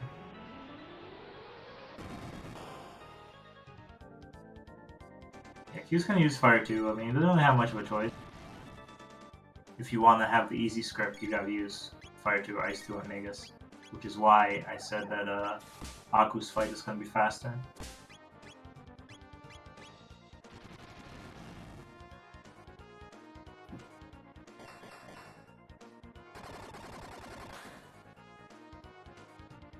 Wow. Once again, Craze's arm is coming in clutch with the big numbers. I would have maybe checked before this fight if he...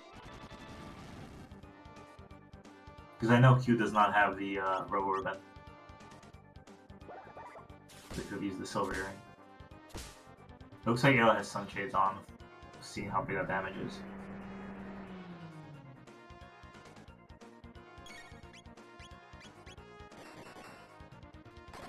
So Aku is actually preparing for the Lavos fight. Which means I'm gonna do this.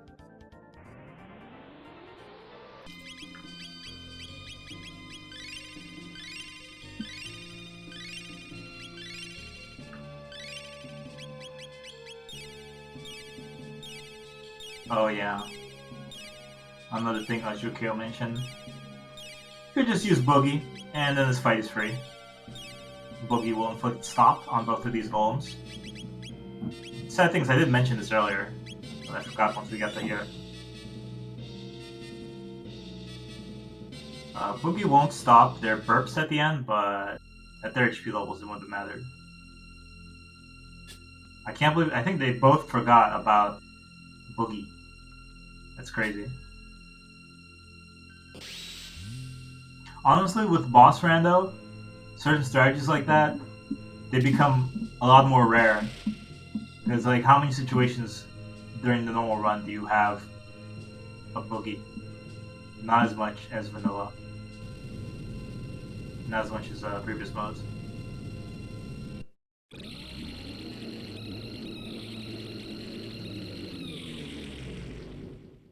So Kyuketsuki's out of his fight. He has one shelter remaining. I don't know how I feel about anything that's going on Q's screen. Does he have only Hyper Ethers? And one shelter? What in the world is going on? Is he gonna crash the Epoch?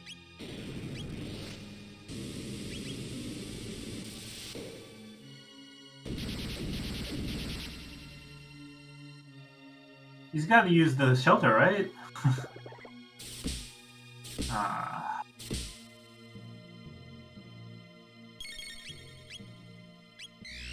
Okay, he actually does have a lot of ethers.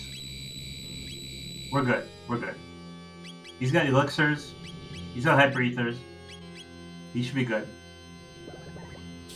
They finished. I saw a sufficient number. Looks like obstacle is asleep, by the way. Which means you probably don't need amulets.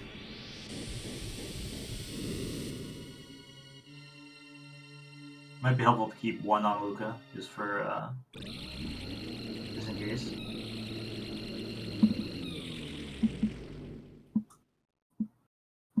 And Aku's done. Big damage means, really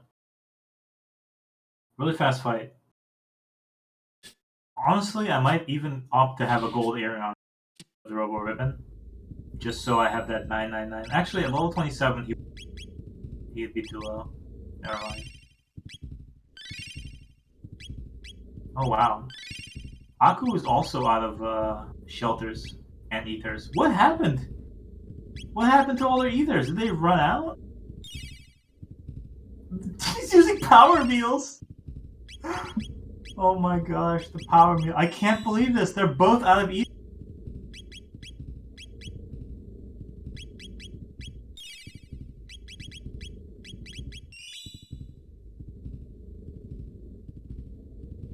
What's going on here, man? Were there no ethers in this seed? No, you know what? The first item they bought in the poor shop was ether. I'm pretty sure, right? They just ran out on their own. This seed would not have... There would not have been an early Hecarim for Aku if there was no ethers. So they just ran out on their own. Chad needs to stop second guessing me.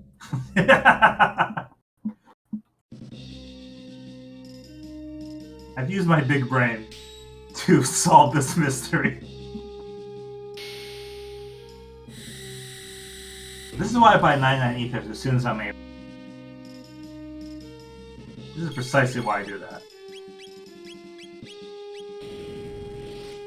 So the nipple lasers have opened and have produced an 8 stat on Robo, which means we have an instantly dead arm.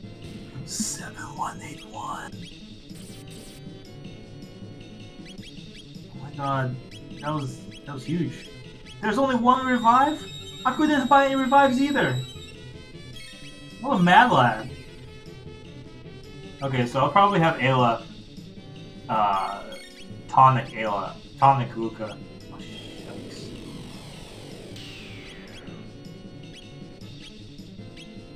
Dude, I'm so nervous for both of them. They have no resources. This is anyone's game. This is absolutely anyone's game. This also could be no one's game. Oh my gosh. Okay, Robo still has an 8 in the stat here.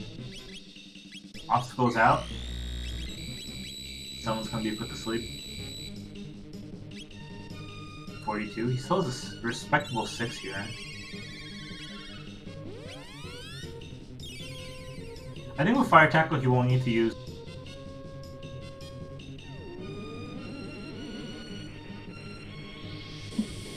Fire Tackle is really the saving grace. Because of Fire Tackle, Aku has an ether advantage. Because it only uses 8 from Luca and like 4 from Robo. As opposed to on Q's screen, he's using the triple kicks and Uzi punches, which is really mana intensive. Okay, 2 is not what you want to see for Crisis Arm damage. I would have probably healed Robo and tried to Fire Tackle finish. I think Lava still only has like 10,000 HP, which like another 7,100 Fire Tackle taken out.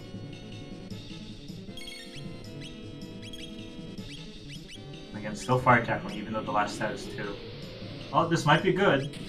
This might put Robo's HP number at a high number. It does. And the Dream Dream. I didn't even notice there was a Dream Dream. Alright, big damage, big damage. Boom. I guarantee this kills him. 78-90. That is some overkill. White male and blue male. If I was Aku, I'd put that white male on right away. Because that will nullify at least one of the policies.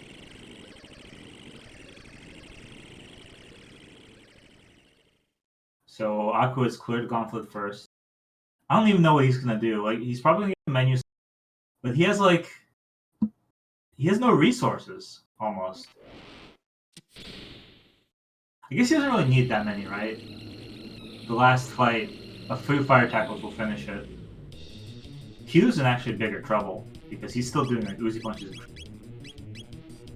He has 10 full tonics, 1 full ether. Wait, 1 full ether and 1 elixir?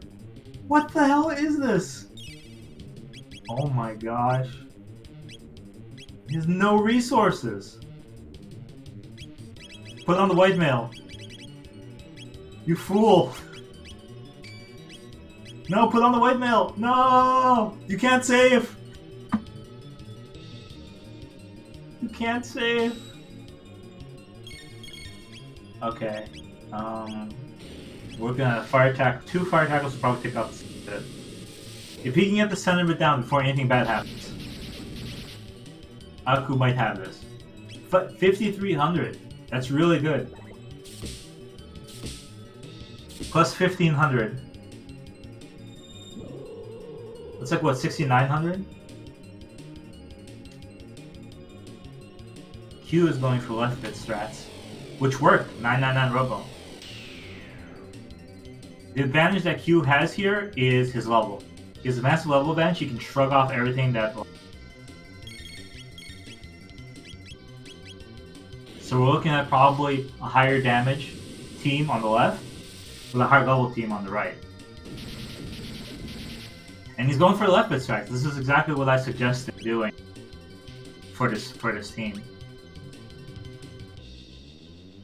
Oh, Robo's last stat is a 3. He doesn't have the proper stat for full damage. This is not good for Aku. Whereas Q is doing 3,300 Uzi punches.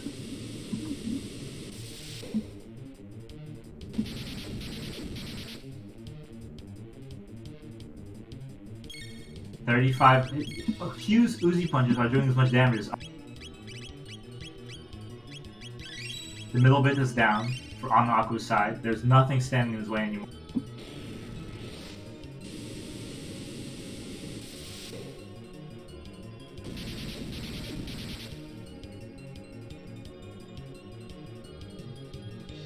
Oh my gosh. Center bit comes back on Aku's screen, but it doesn't matter. I think the right bit is so low you'll be able to finish it off soon.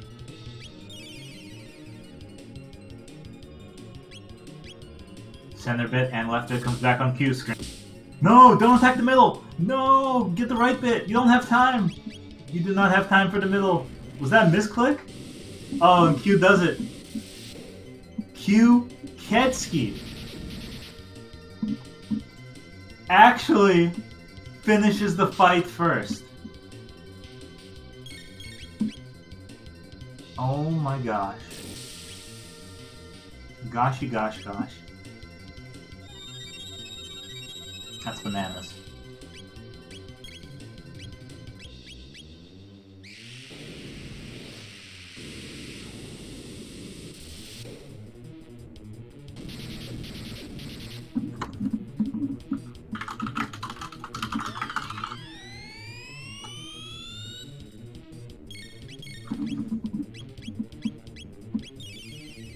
And the bot won't invite him in here. I don't really want to talk to Q. Look at him gloating. Look at him gloating. I don't want to talk to this man. Chat, save me. Can someone... Oh. Okay. Q. Wait on tracker to finish. Oh, I could do that.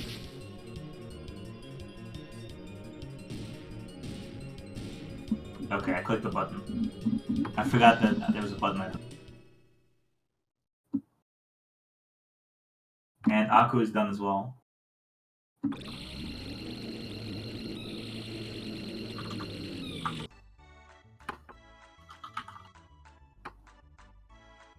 Wow, 1 minute 14 seconds. I haven't seen a race this close in a long time.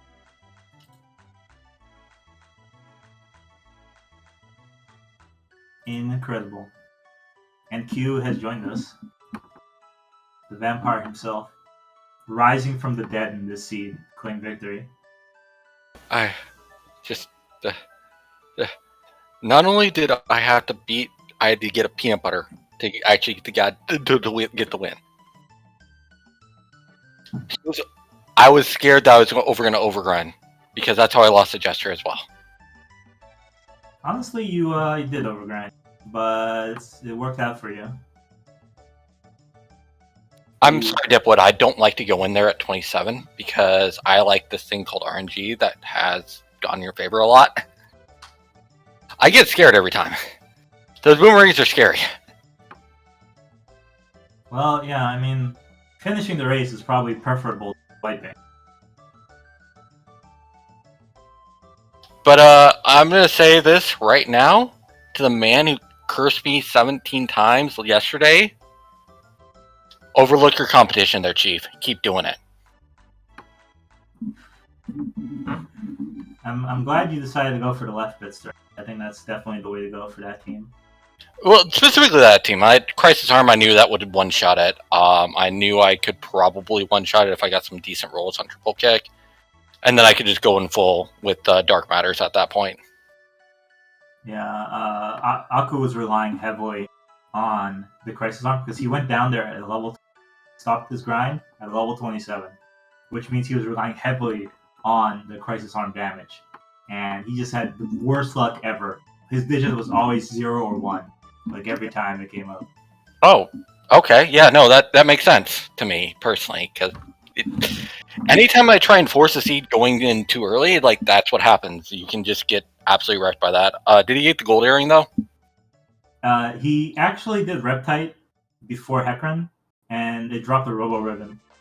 Oh, that makes sense. Definitely run that instead. But so his at 9 digit, his fire tackle is 8,000 damage. Yep. Church of Robo over here. If he had just a little better luck, we'd have a totally different result here. You said fire tackle. That means Luca was behind Cathedral, wasn't she? She was actually both of you skipped Cathedral. And she was on top of Dactyl. Oh, okay. I kept saying to myself I should do Dactyl. I'm like, no, just go with the team. Just go with the team. You got to beat Aku. You need to go with a team that you're not comfortable with. Because this is a team I've actually never completed a seed with either. So, Azure, you have the seed. Can you tell us who was behind Cathedral and who was behind the Burrow? It's probably Marley if it behind the Cathedral if Luca's on Dactyl Nest, because that's typically a gatekeeper at that point. But yeah, Burrow was Marl, and you had Chrono in the castle. Okay, so I was reversed, but yeah, and that's perfectly fine because this I didn't even see any Chrono benched anyway.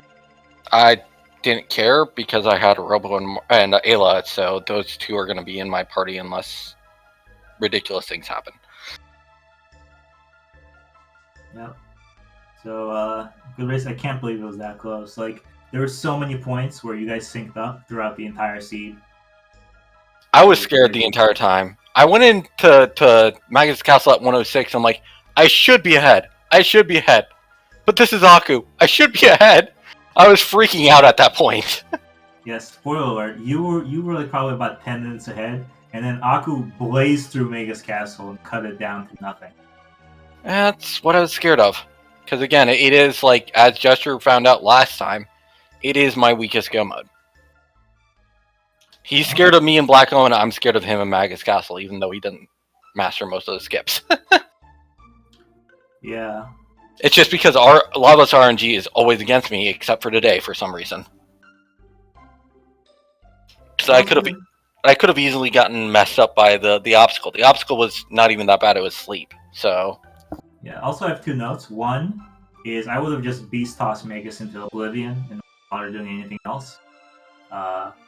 And 2, I think Robo Tackle does more damage than you have a Crisis Arm. No. Uzi Punch does more damage than Robo Tackle. You don't sound very sure, so I was watching both. No. Robo Tackle does less damage because it's a lower MP tech. That's not why. In Jets, Robo Tackle is different. In Vanilla, it does not use the weapon calculation, but in Jets it does, which means it scales better. For example, against Magus, Uzi Punch at 9 did 2.4k damage. Robo Tackle did 2.4k damage. Again, I want a spreadsheet of all the scalings for how every... Like, I want all the calculations. If I need to go read through the assembly code, I will, because that's the kind of person I am. I have a spreadsheet for Killing Floor 2. I've got a spreadsheet for every other game I ever play, and I will put it down into a spreadsheet. That's why I know my numbers when it comes to weapons and everything. So, yeah, I think someone needs to math out the numbers to see when Robo. But I think the moment you have a Crisis Arm, it's a much faster animation, just straight up. So that's a bigger thing about it. But Aku, my friend, This is the first time I've beaten you in a live race. Thank you, my friend. I'm glad it was that close. I am sad that I overgrind, and I thought I was going to be the meme for me the entire seed is I'm going to overgrind and lose every time. Yeah, I'm we sorry will that see. Odlo said that. Well, how does it feel you beat Aku by almost the same margin that I did? He is the PSG LGD of Chrono Trigger this tournament because yeah, there you go. Alright, we're gonna see Aku again for sure. I think he's doing the ladder and posting some good times there. I guess we should wrap up here. So thanks for coming by, Q. The next round will be between Azure Kale and Mixed Scruff Ninja Tuna on Monday, so everyone should tune in for that. And I'll be ending the episode now. See you later, everybody. Ding.